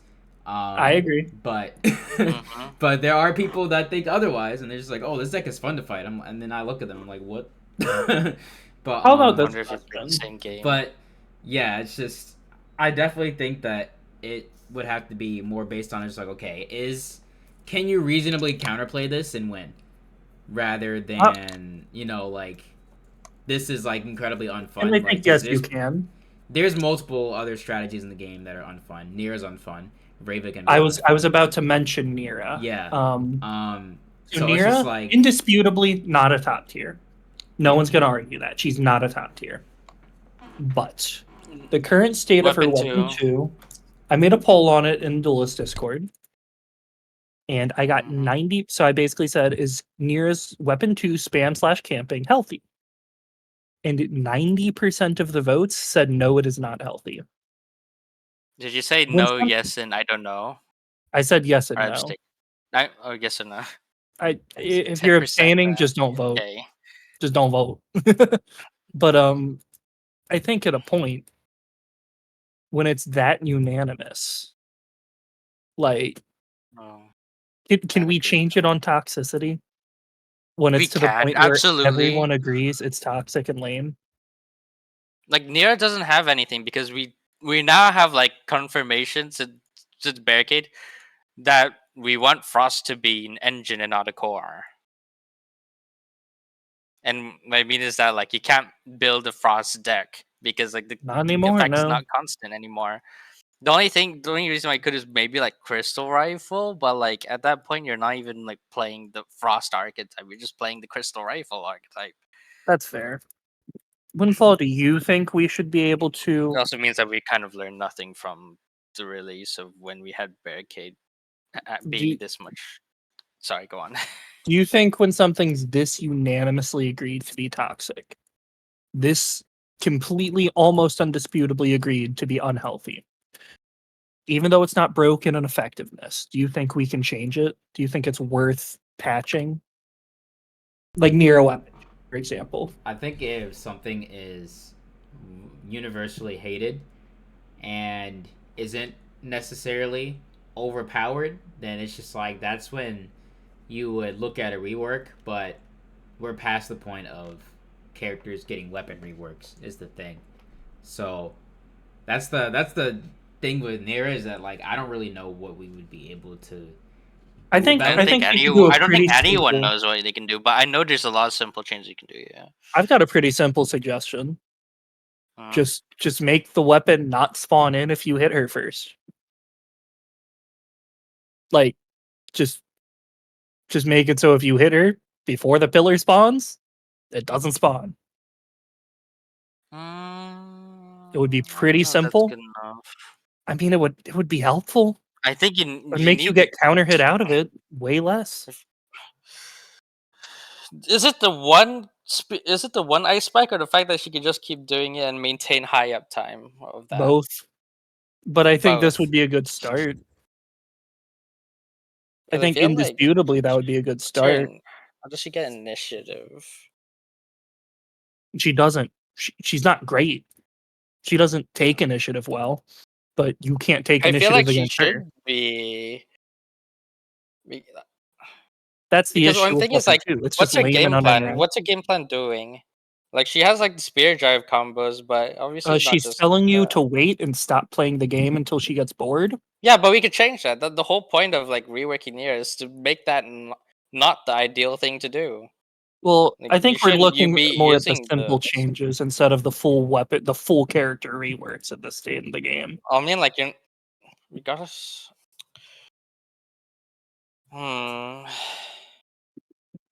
And I think a simple change would just make weapon 2 so you can counter it before it hits down. I think that would help drastically in a whole bunch of scenarios. Can try that. It would be worth trying.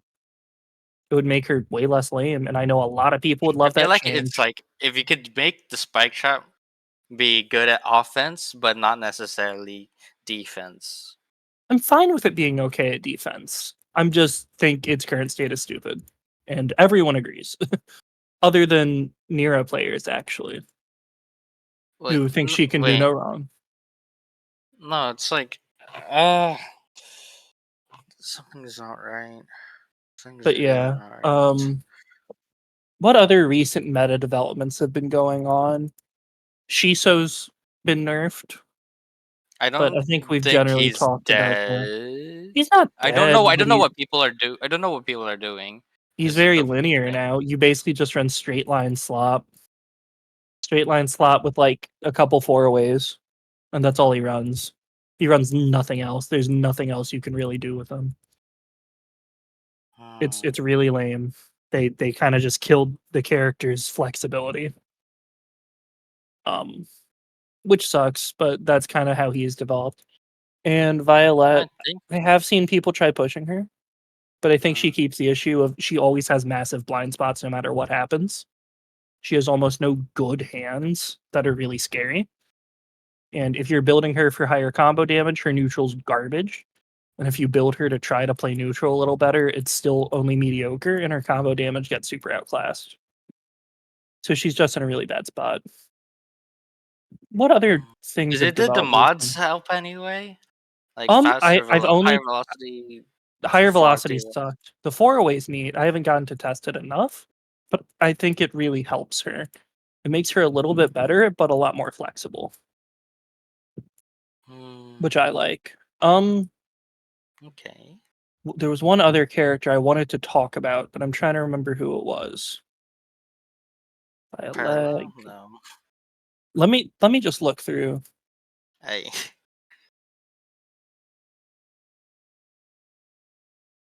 Maple, duh, literally the last character on the roster.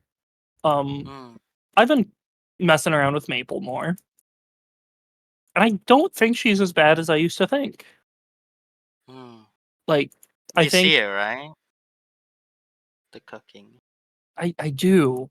I think she's not easy, but I think just having a player that's able to scrap more effectively, like Hmm. through their own skill, that's able to make those front row outplays more than just pressing the weapon one button, is able to really help her take initiative.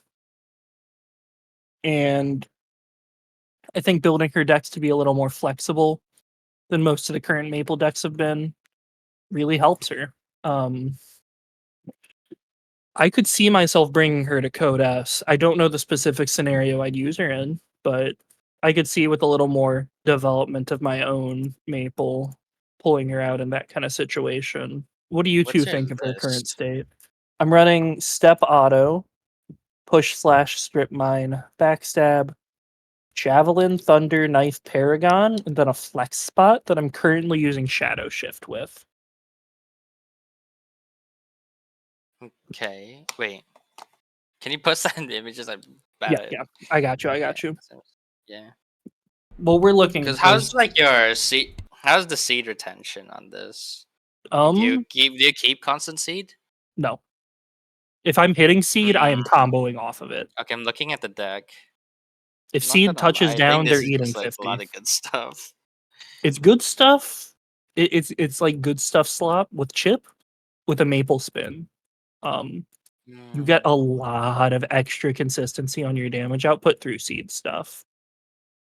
And with strip mine down, um, if there's a strip mine down anywhere on the field, and can get push slashed into it, you can do push slash walk seed, and it's true, Hmm. which is really really helpful. Because that gives you so many routes. What do you Sure, two that's think of so how good she currently is? Numbers, I don't think you've fought my Maple yet. What are you thinking on her, Windfall? Um, with Maple, I don't know entirely how strong she is in the moment. I definitely think she has stuff going for her. I do absolutely hate Seed. It is Yeah, so dumb to fight because it's just like, okay, I got hit and then I got Seed put on me and it's just like, all right, I gotta wait for it to go away, and then you're waiting, and then you're waiting, and it's like, And you're waiting. you know, it's like 10 years later, and then you get hit, but you get clipped by some random spell, and you're stunned, and you're just like, I'm Now you still gotta sit seated. 20-second. It's even better when it's hidden mark. Then you know they're really suffering. Yeah, and then the Yeah. fact that the rap lasts long enough to literally proc mark from like full duration. It's perfectly and- timed. But honestly, Mhm. I don't even care about how long rap lasts. I just hate the fact that like you You have to can't play get rid neutral of so seed. stupid. If I hit maple, like I still have the seed You on still me, have right? the seed. I still have the seed. It's just the only counterplay to having seed on you and avoiding rap is to just not get hit. Like that is literally it. Like, you know, the freaking, you know, it's a running, you know, the whole joke around, you're just like, oh, just don't get hit, right? That's the actual counterplay for seed. Just don't get hit. You would hate Rivals Maple so much because Seed just stays. It just doesn't have It doesn't have a it doesn't cooldown. fade out. No. Oh, does there's no Wait. it doesn't expire. no. If you proc Wrap, it goes away, of course. But she has you have to reseed hit combos. some. You have to Um, do a heavy hit, so maybe it's different there. But even Not so, too like much different. man, No, it's pretty Oh. brutal. I see. Excuse me. Like I think with the way you do Maple, like you could potentially have it so like your opponent pretty much has seed like half the entire game. yeah, I think Just the constantly put them in the crisis. way I've been playing her when I'm doing well is playing the deck more as just a standard neutral chip deck. And then when I get the opportunities, I capitalize with Maple's combo game. And that's what's paid off the best for me. I've used her to pretty good effect against everyone I've used her against. I think she's pretty okay right now. Definitely better than I ever gave her credit for. Yeah, I think that about covers recent meta developments. So next up is regional meta differences. Why do different regions find different things strong? I think a good way to look at it is how I think the first thing that I want to discuss with this is why does Japan love knife so much? All their top players Really good swear by knife, and they all It's use a it on 2 mana every deck. 11. It's a very good card. I guess it's not very plus. It's also like they do favor on angle quite a lot, if I'm not mistaken. Yeah, Windfall and I were And it's talking like, about their deck building and it's like philosophies recently. their decks are also their decks are meant to have like strong synergy. So inevitably, like if you hit knife, that mark is going to hit because of just how their deck works. I guess that's And when fair. it does, when it does, it's really really effective because the payoff adds up. Why do we think it's so popular in Japan, but not seen too frequently over in our decks? I don't have enough knowledge to know about that one. I think Windfall, with, do you? with- Yeah. What do you think on that? I think over here with like NA, like I think we just kind of like more guaranteed damage, you know, because obviously you hit knife, there's no guarantee that that mark is going to proc. It is avoidable, and then we have some obviously very very strong players over here with great reaction. And you know, I've even done it. You've seen me in that one clip where I just dodge through Mark and just pretend. Yeah, literally, I had you tagged. You ignore the fact that it's literally there did not and miss a kill me beat. off it. Yeah, so like, I think that's specifically why, like, over here, I think we just value like more guaranteed damage a bit more. And then also knife isn't really at least correct me if I'm wrong. I don't believe it's that great of a combo tool, is it? So No, it's it's really like easy you to need, combo like- into. It's super fast. I think it's the same frame as Thunder. Yeah, you can combo Thunder. into It's it, same but, as like, can you Thunder. combo out though? You It's can't. comboing out. Yeah, I think that's what probably drives people away most of the time because most people don't play spells that can extend after a knife very well. Like, it's really minus or not. It's not really plus. It's not minus. It's not like very tiny plus. Like, It's less plus than backstab if I'm not mistaken. oh, definitely less plus than backstab. Let me do a quick I test. know you can do a knife into flurry. cannot do knife into rake. So it is 6 frames more plus, or no, it's 7 frames more plus than strangle. For reference of a very Wait, you similar can do type knife into spell. rake? Wait, hold on. That can't be right. So I think your spell has to be at least, what frame is this? It has to be startup 10 or lower. No, knife into rake is gap 1, okay. Yeah, that's pretty. I don't know. I think knife's definitely got value, but I don't see it. I don't want to just slap that in every single deck I make. Yeah, Like I'd over rather run other here, stuff. like we see stuff like Paragon splashed everywhere. They're splashing knife everywhere like that. Why do you guys think I don't even know Paragon what other people play, to be honest. has been pretty prominent over here? Well, I think Now, it doesn't get used in Japan almost ever. we definitely value safety a bit more, and Paragon is quite safe. Because we fight a lot of stuff over here where you just like, oh, you slipped up, and then you like explode into a million pieces.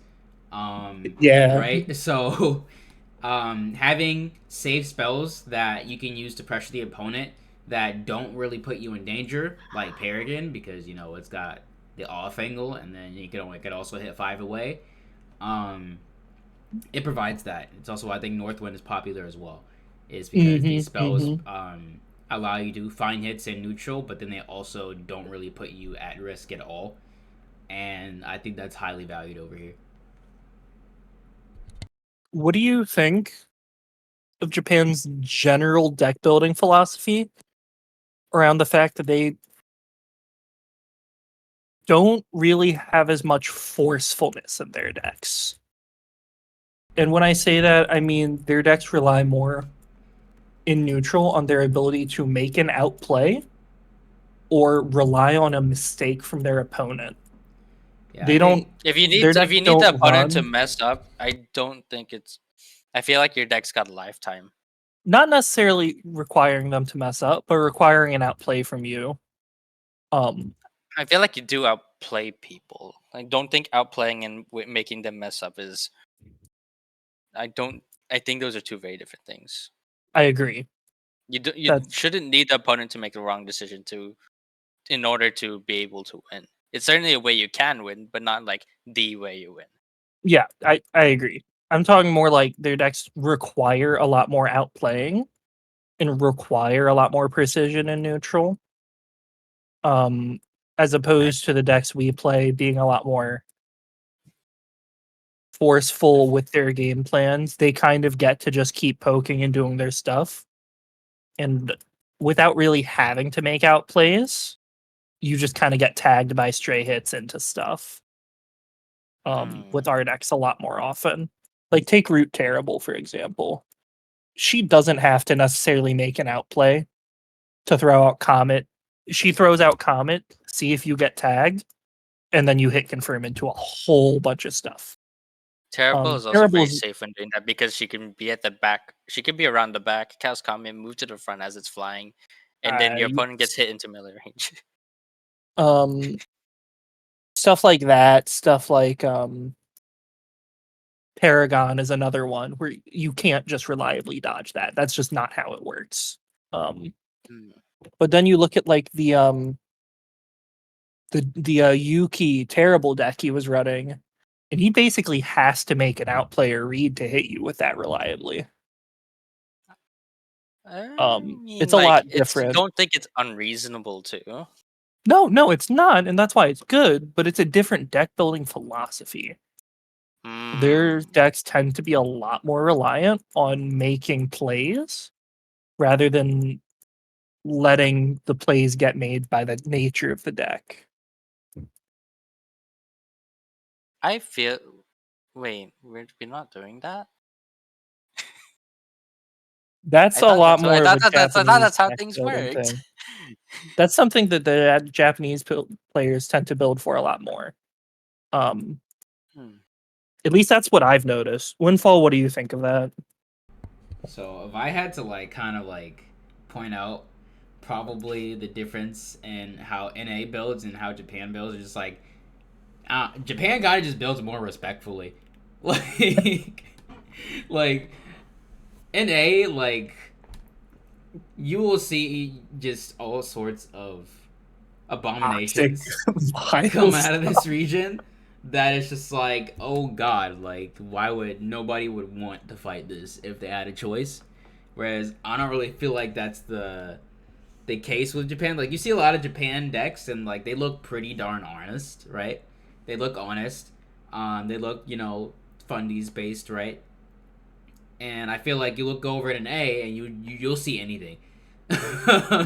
you might see some honest fundy stuff, or you might see face roll. What are You some know, examples of that? Like, Flutter. actually, I need to know. I need to know like Flutter, people been face roll. I think, you know, I think a good Like example is like look how Kishi builds and look how Perp builds.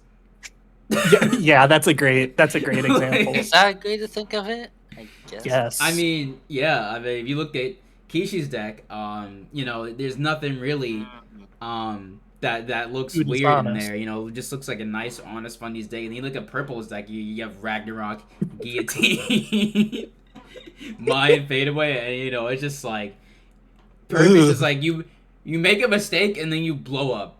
Like you literally like explode, right? You know, you get hit by Guillotine and then you get comboed into like Rag or something, right? Purpose taking a gun to a knife fight.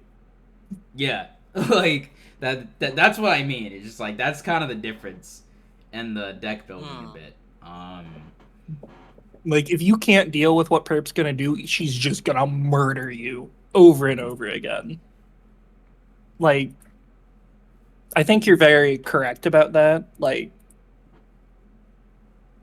I think that kind of ties into what I was saying, though. Our decks don't tend to rely on the fact that we have to outplay our opponents as much, because we just sometimes build some evil stuff. Their decks will be strong and very effective at times, but they generally require more outplaying to make work. It's why it's been relatively frequent that top players over here have borrowed decks from Japan and made them work. But you don't see vice versa, or you don't see like lower, like anything below top play borrowing their good decks, because I think they require a certain level of skill to make work. And our decks Basically the generally pilot. aren't built for that. Like if I'm building a deck, I don't want to have to outplay my opponent reliably to make it work. Wait, I want what? my deck. Yeah, I don't want to have to do that. If I have to read you constantly to make my stuff work, I'm playing wrong. That's what I've been doing this entire time. Yeah, that causes so much inconsistency. I think if you're formulating your game plan around having to be correct, you're probably gonna run into issues.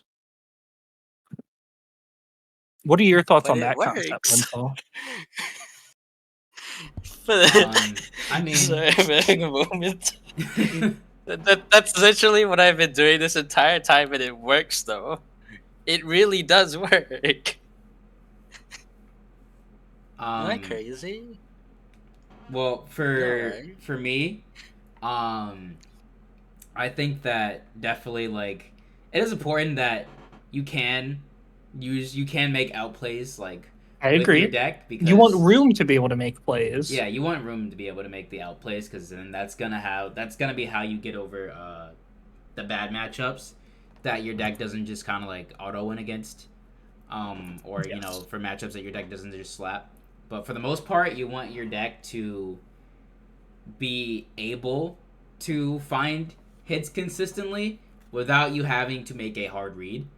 For example, like if I have to, in order for me to hit you with anything in my deck, I have to like juke you with Comet to get you to walk in the wrong spot so that I can push you forward, right? Yeah, that's not exactly gonna be good Consistent. for me. But you know, obviously, I'm Get running juked for things like Comet? if for some reason I can't hit you with Comet, Strangle still hits 4 away. I have Invade You've in got- the deck. I have North. Yeah, Oh, that's what what you mean. projectiles, Okay. right? But wait. So and these will help me get some damage in. These will also help me pressure comment, because now you're not only thinking about that.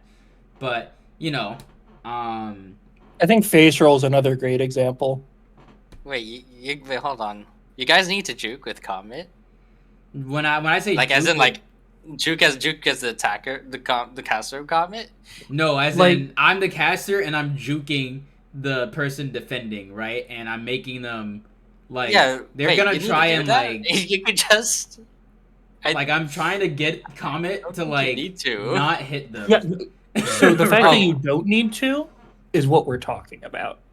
Yeah, We're because basically like saying- Comet, you don't need because I'm looking at it's like Comet is strong enough where you don't need to like you don't need to basically like perfectly hit them. They can't stay there forever. Is the idea. That's basically what we're talking about. We want like in scenarios where you have to do that and have to make those outplays to find your hits. It's just not Okay, gonna so work so wait, guys, if I were to reinterpret this my own way, this is basically like trying to make Gunner work without Jackhammer versus making Gunner work with Jackhammer. And without From your Jackhammer is what you were saying is perspective, technically like the JP way. Like if you're trying to play Gunner, let's say you're Like, playing without a like Gunner any tile deck denial. with no tile denial, not a ton of off angles. You're playing like air rifle combo Gunner, where you're just chaining straight lines. You generally Basically- have to make an outplay and call out to get your hits. Mm. And that eventually people are just going to be like playing at a defensive level where that's not reliable. Yeah, okay. That's what okay. Yeah. Yeah. I misinterpreted that. Okay. Yeah. Like for example, your philosophy of running Jackhammer on Gunner is that's an NA strategy. Yeah, that's what I do, yeah. Because I realize like you can't do that you can't just like expect to like land it. You can. The option is there, but it's not what you do all the time. You need to set up situations where realistically speaking, you're just gonna find hits on basically accident. You're gonna find hits without having to force bad plays from your opponent. Okay, In terms of outplaying them. Yeah. You eventually you need to be able to build in ways where stuff's just gonna connect. I think Paragon's a great example of it.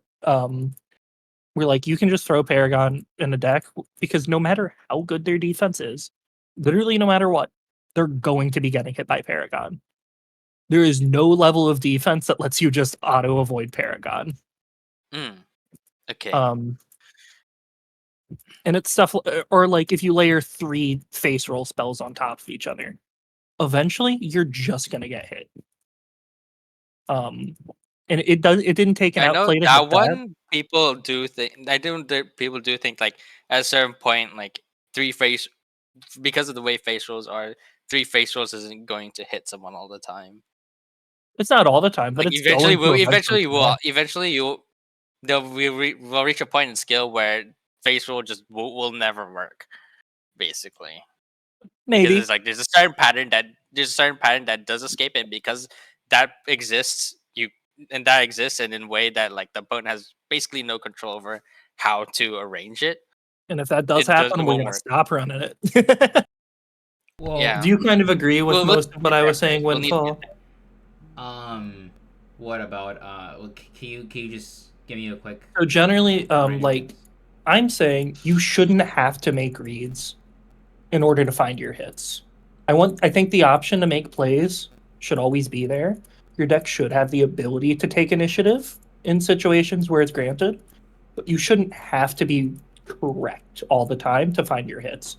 You need to be able to find hits without being super correct about what your opponent wants and where they're going to be.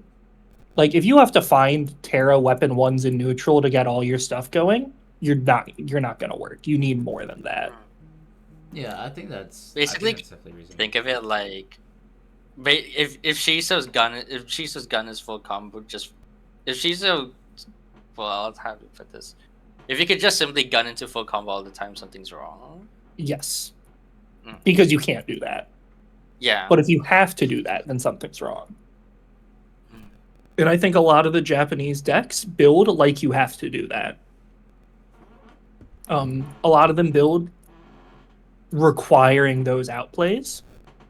And I don't know if it's because of their lower ping and better connection allowing for that, or if I mean, it's like just a it's the different kind of style thing of where you play. can train hours and hours and hours and never have to worry about like it not working because it's already proven that it can Yeah. work. Even if the skill level to make it a constant seems way beyond like what most people are willing to put in. Yeah. I think that's probably the biggest difference in the metas between NA and JP, though. That kind of general philosophy of their building. So I think that topic's good.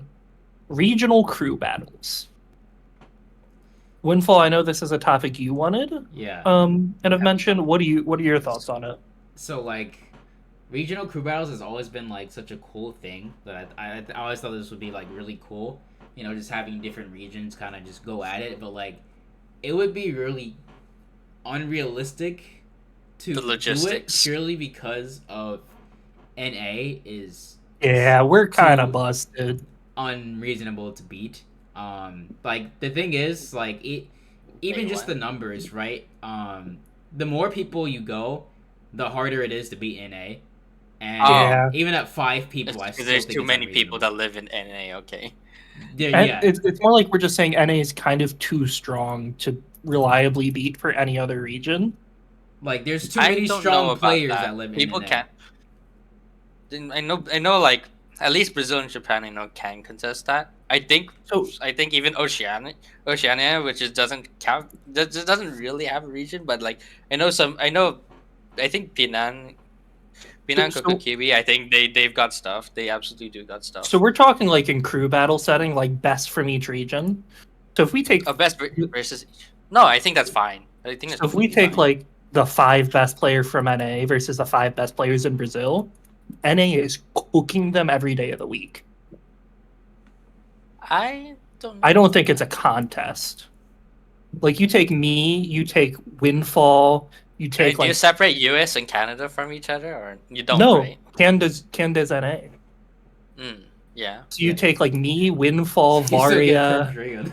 your pick of Perp, Dragon, and a couple others, and it's like you've got a kind of crack team, and in almost every other region, you run out of that tier of player after like 1 or 2. Like Brazil only has 2 players at that tier. It's hard. It's hard when you need to think of 5. When you I think know of 3, that's it's the thing. possible. Well, yeah, So that's the versus- thing, right? Is that like at 3, you know, maybe, but it's just like a 3-person crew battle, right? But it's just like that's why I'm like 5 seems like a reasonable low number, but like the more people you go, like 5 seems like a lot of people. the bigger for a crew battle. Five's Because like standard for crew battle formats. Very that's standard. so. Yes, very standard. I mean, that's. I guess I'm not too familiar with it then. So, like you were saying, you take Oceania. At this level of player, they have Coca. They have other players that are good. It didn't. Oh, I forgot. I do live here now. Yeah. Okay, yes, you're at that level, obviously, too. So But you there's have just 2 people. versus NA having at minimum 5 of these. Yeah, I wouldn't say They're I'm just- necessarily that good either. I definitely would. That's not something you can. I mean, like argue. I'm not. Yeah. You're definitely in the okay. tier. You're at the tier. Hmm. Like that's pretty indisputable. Like I think it's unfair to take this like that NA team and put it up against Europe or something. Because like I don't know what format we're doing for crew battles. Like how would the format work? So I don't know how traditional crew battles work. Because in Smash we have stocks. yeah, we don't have stocks in this. Like you could do like best of 3 sets, and then obviously if you lose a game, then like you would keep that loss. I'm gonna be honest. I am sweeping Europe. That's the other thing, right? Is that you're talking about this, right? you have to understand that like it is very possible that an entire region could get swept by a top player like just going off that day, right? But here's the thing, right? Is that like I feel like we have multiple players in NA that could sweep entire regions. I think I could come up with 5 people that might be able to sweep Europe. But it's just like that's the issue. Man. It's like this podcast is gonna be taken real well. Not no offense to anyone. Not even hating on Europe. It's just no. There's no NA hate. is No NA offense is to anyone, crap. but it's just like there's just like a lot of really, really strong like top I think NA Japan players obviously that are puts like up the top best of the fight. leaderboard, if you know what I'm saying. And it's just like the likelihood that they could literally sweep an entire region on a good day, it could freaking happen. It really could. If you look at the ranked leaderboard, the first European player is ranked 17. But this isn't necessarily exclusive to NA either, right? It's just like at the end of the day, I think Japan would be pulling the same Yuki thing. could probably sweep an entire region.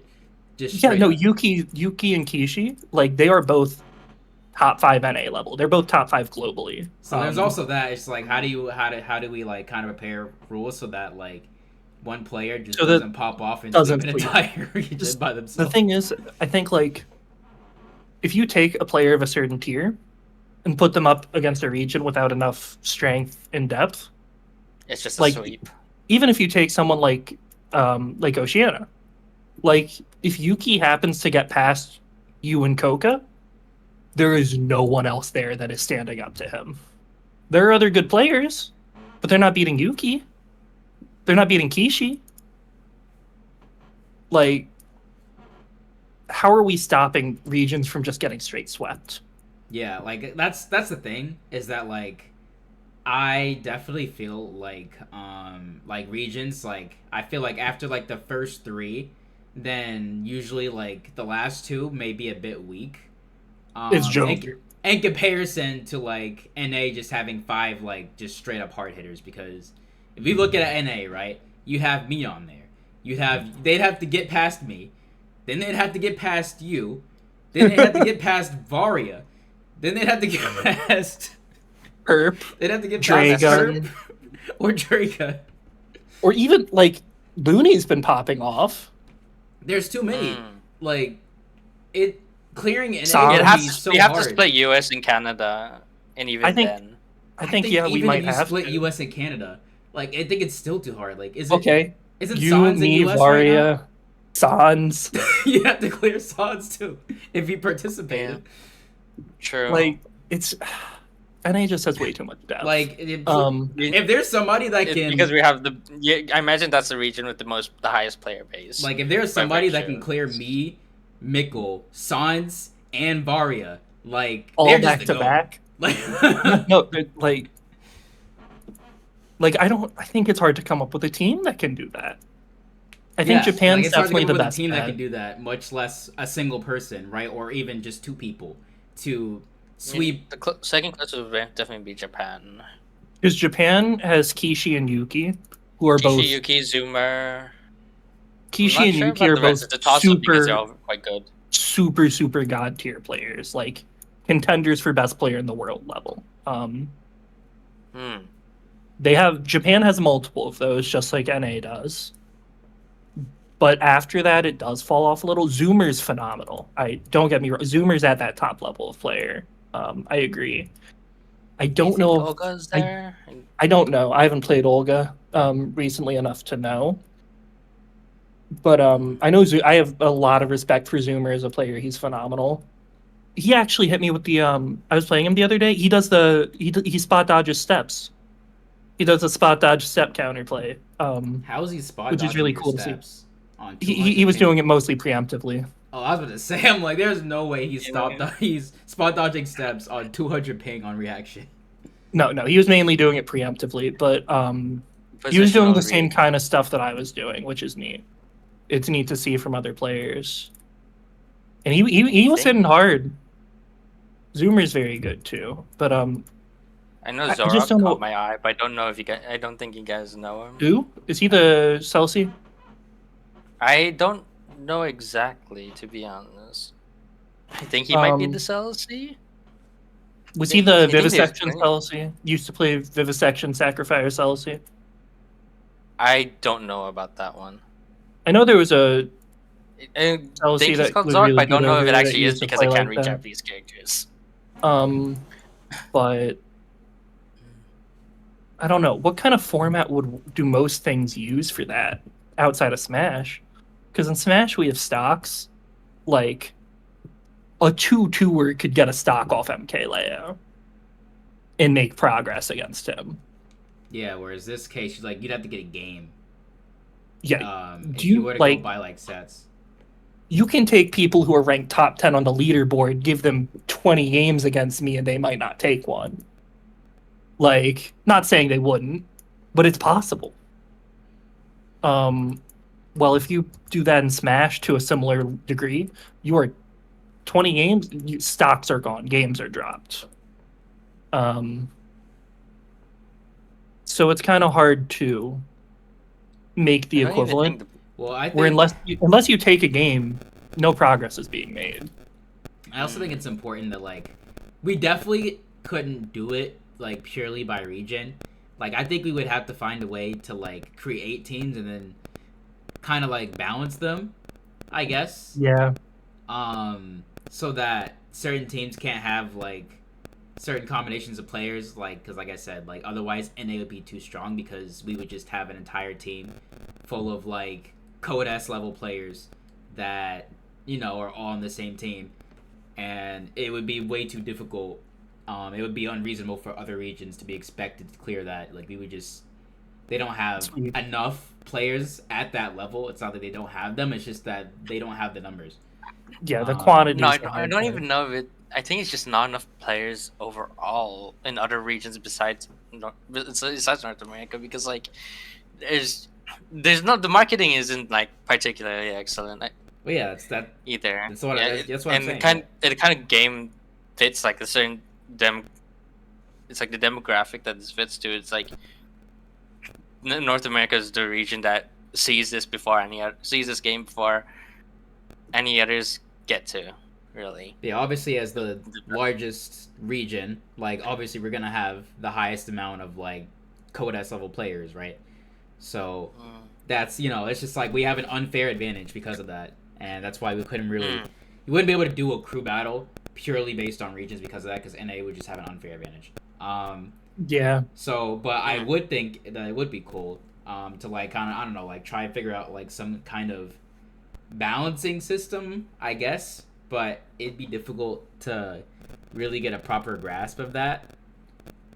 Just like how would you even like determine like the skill level for a team or something like that? Like how would that even work? It's hard. Or yeah, it would definitely cause argument.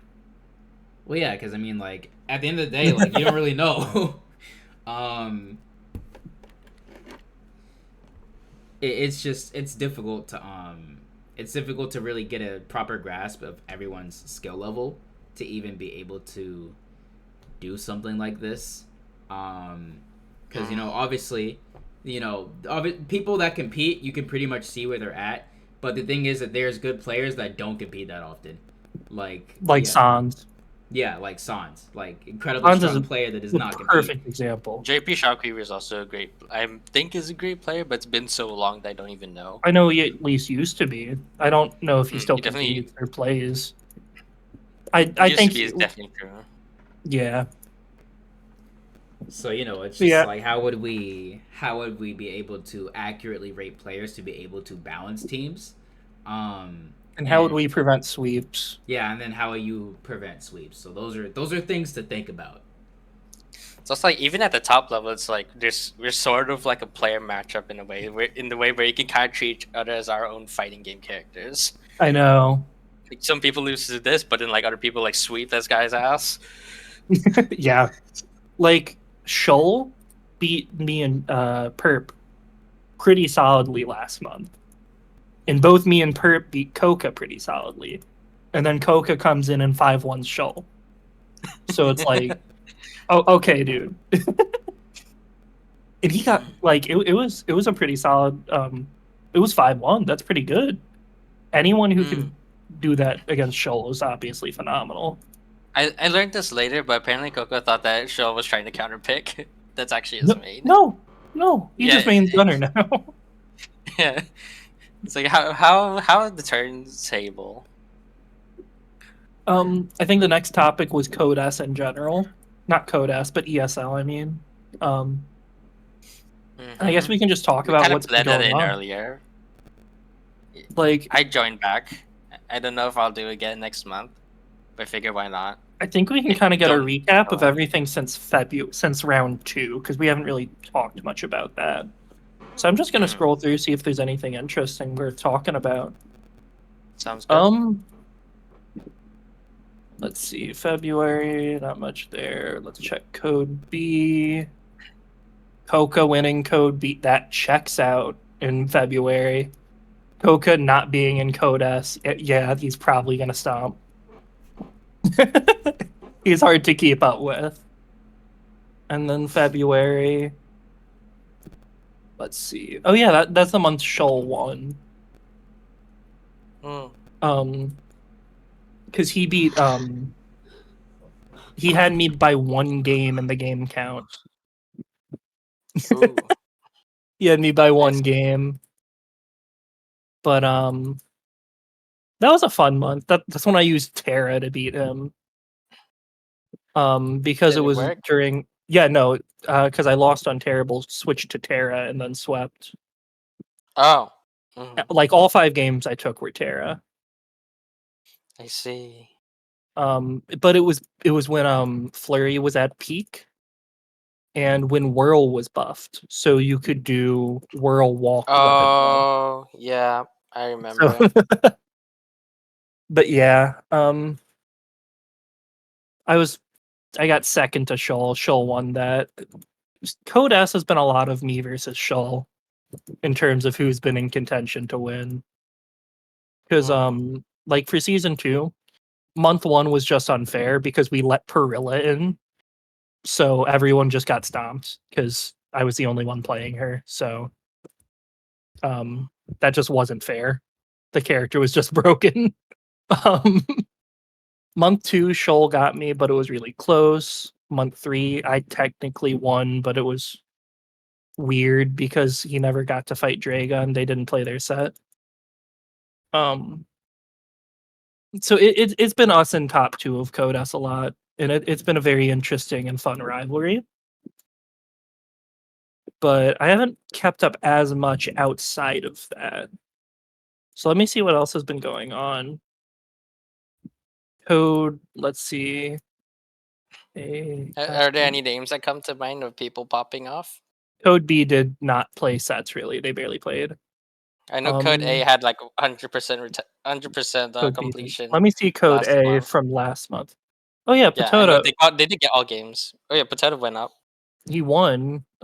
He won, and Sandwich went up too. Sandwich and Potato won, which is really interesting because there were some strong players there. Like PG was there, fun guy. Pretty much all these Mm. players are strong. ARG, Val, and Index. They've all been doing well. Mm. Um, so seeing Potato's just been doing very well recently too. He's been dominating over in Europe, and him moving up to Code S is neat. Sandwich, I think Sandwich like has some top level play defense. If I'm being honest, um, I don't know how much Mm. y'all have fought them, but I think they could. I think they could take sets in Code S. I could see some interesting stuff.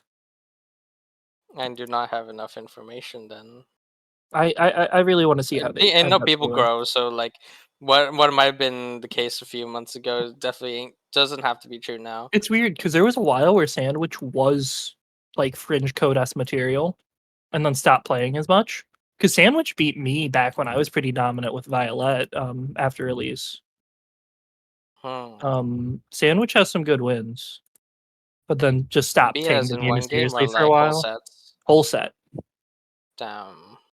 Hmm. Um, like in tourney too. But they stopped taking the game as seriously for a while, it seems. But they've been doing really well again lately. We've played a lot.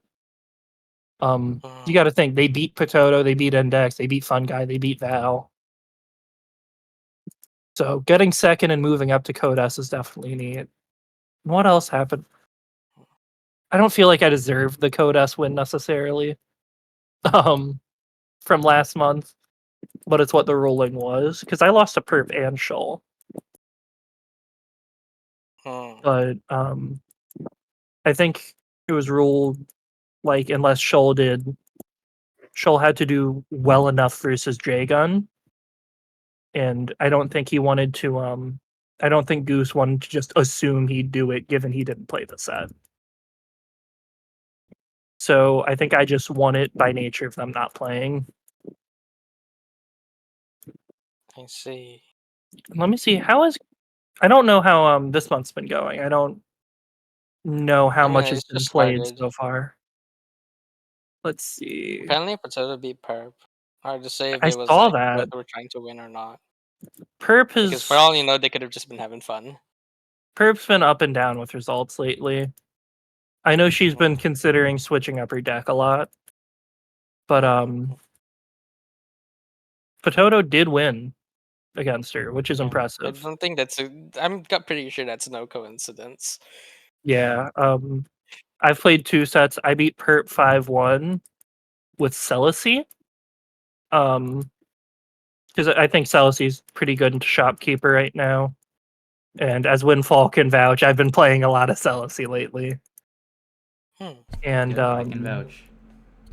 I beat Potato 5-0 with Terrible. Because Root Terrible's a monstrosity right now. So that's kind of where ESL's been. I think it's neat. I really like seeing competition going on. I like seeing tournaments get entrants. I I wish we had better ways to get more tournament entrants, which is the next topic. How can we get people to enter stuff? Because I feel like in NA, our journeys have been really small. I think NA definitely needs a regional, like, or at least like a. We don't have anything region locked here, And so like. do we have like regular ongoing tournaments? Like that's what we had back then. We had this. We had We have the Team at G Sundays. sometime and We had the Sunday Slash shuffles. sometimes. Yeah, we Yeah, still the have PMG. Sunday Shuffle, and then the PMAC Team at G, G. but we don't. Those aren't NA locked, obviously. So And they're not regular. Like, they sometimes Yeah, don't happen. yeah, yeah. so The important like part it is would be cool. the regularity of it. Even if there's like 2 players. Like, I don't know. Basically, you just Sunday need something that has people like going into the game at a regular pace, at a regular time. Because, like, reflectory pace. Yeah. Ranked Rumble gets like 30 active players just for that. And if Ranked Yeah, Rumble can Run do that, Turbo's good. I like it. we can get a tourney. Hmm. I'm not asking for an I Exodus. mean, like we don't even need like a bracket tourney. I think like just Swiss, and that's it is fine. I'm not Basically, like necessarily it's like asking for card an game levels. Exodus, but No, I'd as in like like to not see even more like Swiss into bracket. It's competition. just Swiss. Yeah, I mean, I'm not looking for more like an Exodus tier tourney, but I want something bigger than just a random weekly again. I think it would be neat to have an actual event get organized. Imagine I ESL can get behind supposed to that. be kind of like that. I think that would definitely motivate people because like I'm looking back at old bracket results, and it's seeing like Kawan and Perp getting like 7th, just because of all the people that are there. And I miss that level of competition in our tourneys where all the good players are showing up every single time. Yeah. And I don't know what we can do to get more entrants. I think it's just the presence. I feel like for most people, it's like you don't, they can't know if it's going to be there regularly enough, and there's not like a participation reward for even so like people who aren't necessarily at the top don't feel don't I guess probably that's aren't going fair. to the top don't have a reason to come over. I see people Basically, just a saying reason to keep coming back regardless of what tier you are. why would I enter? I'll probably just go 1-2. And I've never Or 0 understood that 2. mindset. It's because like, and meanwhile they compare it to like the winners who will get a lot more games than that and a lot more profound games than that. I So mean, I can understand where they're coming from. It's just like I don't know. Like, basically that's why if we do want to like get more people into tournaments, it cannot be bracket. I don't know, because like I've been doing fighting game tournaments and competitions for a long time. You also have to remember, like, Duelist has like nearly no marketing, nor will it get And any. never once have I thought, well, why would I show up if I'm not going to win? Like, as someone who started out as an O2er in almost every game I played, I kept going because I love the game. I like competing. And tournaments are a great way to improve, even if you're not winning. Because It's a great people way to don't get serious because experience. understand. I mean, it's like people don't necessarily find loss as something you can gain from it. Most people I don't. think that's I a flawed imagine many people. mindset. It is. I do think so, but it's not like we can be responsible of like everybody and train everybody's mind to think to realize that Yeah, losing I is guess that's fair. can be more. I think people Yeah. gotta stop being so scared of losing and gotta start just entering brackets. Yeah, and the In a way, first I think some kind of participation prize would be nice, but I don't know I what kind of participation prize that could be. I've never heard of a tourney just with like participation awards. But if we want Well, to get people, then we need like a reason to come, regardless of without even having to think of it's the winning too much. experience. It's It entering a is, but it's like tournament. That's what it's for. people don't see this experience as I well. don't want to So, bribe people just to show up. true. 'Cause then they're not going to put their all into it. That's not the That's also experience very people true. should be having. What were you saying, Windfall? Yeah, I mean, it's the whole fear of O2, just to break it up, like I almost went O2 in the first Alpha of the Alphas tournament and I won. Right? I literally lost my first set, got put in losers, and then almost lost a fun guy. And I still remember it was like last game. I think I was down to I think I reverse 3-0'd him. But I was literally on my last legs, and I'm just like, I'm not losing. I literally You gotta locked lock in. I'm in. like, I'm not going out like this. And I remember I won that set because he died to Zenith. His Zenith, obviously. Very funny. Funny Like- stuff. And then I proceeded to go through losers and win, which I had to. Dude, losers was tough too, because like I had to I beat can Papa imagine. Gurgle. I had to beat Icarus, which Back when he was, Icarus like, won the A top back. one contender. Yeah, back then Icarus literally won the seeding tournament, so he placed first seed. So yeah, I had to get past him, then I had to beat Index, and then I had to double reset Shoal. I always have so much respect for Shoal as a player. He's so hard to consistently beat. So He hit yeah, the stupidest stuff. that, and then I had to reset Shoal when he was playing Bedallium, which you guys Oh you won't know my. who that is. But I never had Oh, to deal yeah. with that. Yep. Even but I never had to deal with that. yeah, I wasn't so really biased. fun stuff. But yeah, like you might go O2, you might not though. You don't know until you play. But at the end of the day, it's not like you're gonna be like, if you're somebody worried about regularly going O2, no one's going to like laugh at you. No one's gonna flame you. Yeah, like no one is going to bother you about going O2. If I go O2, I'm not gonna hear the end of it. I'm gonna hear about it for a while if I go O2 in a tournament now. But for me, that's I think the thing, what realistically, people that's see not is gonna like really happen though. At least I hope not. But Yeah, I know. think the thing is also like this. What they see about O2 isn't necessarily that is that it's all that they get compared to everyone else who will have more than that. It's like it's not necessarily they need to win. It's like they don't get to play as much because they lost two in a row right from the I mean, start. they still do get to play other people. They just Do you do? No. But it's just like not if it's in the tournament settings. Yeah, Like- but then that's what makes it feel like at that point it's like kind of like a homemade handmade kind of deal rather than like something that's in the tournament. Whereas like I mean, everyone gets to They still like get to enter and play tournament sets, and that's how you improve. Like, if they want to play more and get better, tourneys is a great way. Yeah. Like, I agree. again, I used to be an O2er in this game. I've O2'd multiple times, 1-2'd a bunch, but I kept coming back. I kept grinding. I kept playing those 1-2 tourneys and getting those tourney sets in. And now I'd like to think I'm pretty good at the game. I had the same experience with Smash. I started out as an O2er. It took me probably a month to even take my first set, and much, much longer to start doing well. And I reached a point, I think I was ranked 4th in my region. I've won tourneys, all that good stuff. It's all about just the experience. It's about the hanging out with people and the social aspects of tournaments. Even if it's just gathering on Discord or watching the stream, building that kind of stuff's really important. And tourneys are the best way to improve. If you're not playing serious sets with people, you're not going to get that serious experience. Enter your tourneys.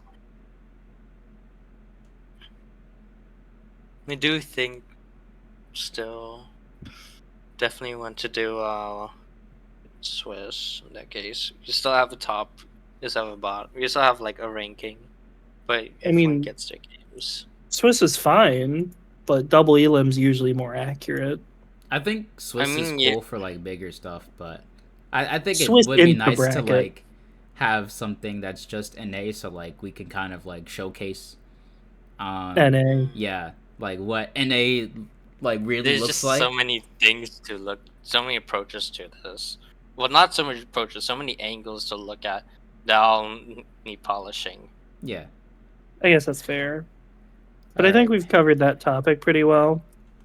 To the last one. And I think the final topic we've got is there anything that desperately needs changed before the final patch? Like, desperately. Yeah, but at this point, it's like, does it even matter anymore? Well, yeah. I feel like, Spears. Is Spears even playable? I don't know. Like we were talking about like directions to go with Spears. I remember in PB, and then like nothing and it's like nothing has come off of it, even though like clearly something still needs to be done. And then when you try to bring it up, is people complaining, and then like they'll talk about the imaginary people that like the way Spears are and stuff like that.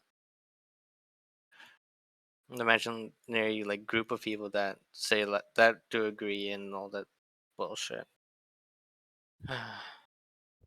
Yeah, that's like I don't fair. even know like what Toxic Cause and Slowball is doing at this point. Nothing. Spear Wave is fine, but it's like I like the idea of like deleting transmute, deleting all the spear, but it's like obviously in a buffer card. There's so much to think about, so much things to fixate on, but we'll never get at that fixation. Yeah, I definitely wish the game had more life to it, more to the patches, but it's also going to be cool being on the final state of the game. So I'm not complaining too heavily. I guess at this point you have to treat it as a sacrifice, eh? Yep. I'm looking at the characters. Fine, I don't like the way Terrible is, but I'm not going to fight it because she does. Her identity is definitely there. She is definitely boss character design. Very fair. Not in a good way because I think it's in a good way. It's a good way, but it's like comment covers too much. But I think it's fine. Reva and I feel like if there's anyone, it's probably Reva and Nira. Reva, I don't know what the hell if you can do anything besides DP into kill, I guess. But then like, what are you doing off of shield bash? It's like nothing. And then Nira's the only reason why I play Nira is Spike Trap. Yeah, she's just kind of lame. She's so lame, but it's like at least he has something. Better than nothing. It's not bad. I don't like the way he plays with. If it's all, then that's all, I guess. Yeah. Everyone else should be fine. Even Maple. Maple. I think Maple's fine. Maple's definitely. I think we could count on people getting better at Maple to make Maple work. And everyone else, yeah.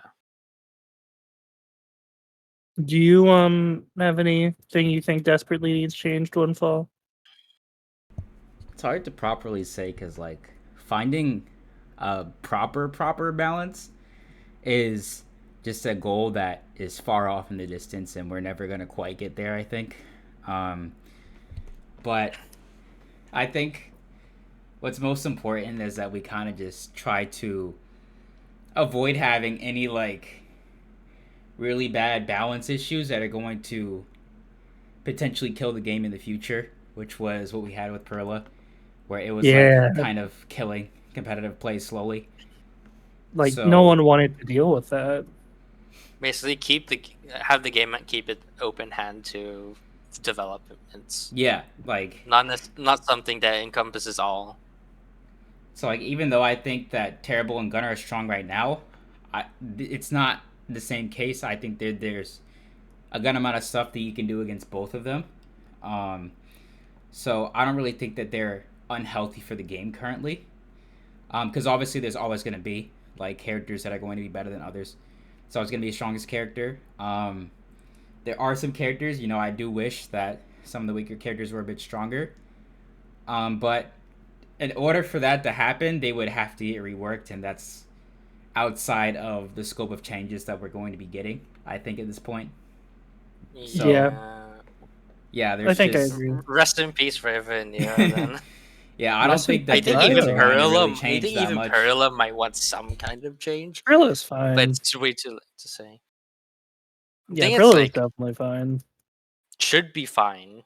Yeah, it's I basically. It think might be the she's same fine. position as Maple. It might just be the same position as Maple. I think she's Whereas like you just definitely need more still people good. playing. Like whenever I use her, she still feels strong. All right, I'll believe that. People are just comparing her to what she used to be, which was unfair, and she's not unfair anymore. Perhaps. Yeah, I can't think of anything that's in utter desperate need of change, or else the game's gonna die. There's definitely stuff I'd like to see changed, but like nothing that's overly important. So I think we're in a pretty solid place. Yep. Yeah, I'd say so. Cool. So we've covered all our topics. All right. Well, Is there anything else y'all have left? I don't. Nothing from me. What about you, Numbers? I don't. Nothing comes to mind. I'm good for the night then. All right. Well, Yep.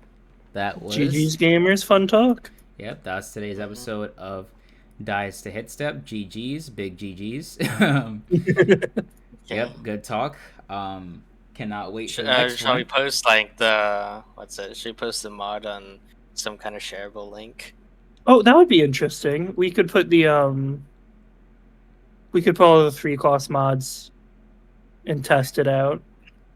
Yeah, I'll put the last one, which is basically all our suggestions, except the only thing that's different is that Crevasse is 4 damage because of reverse order.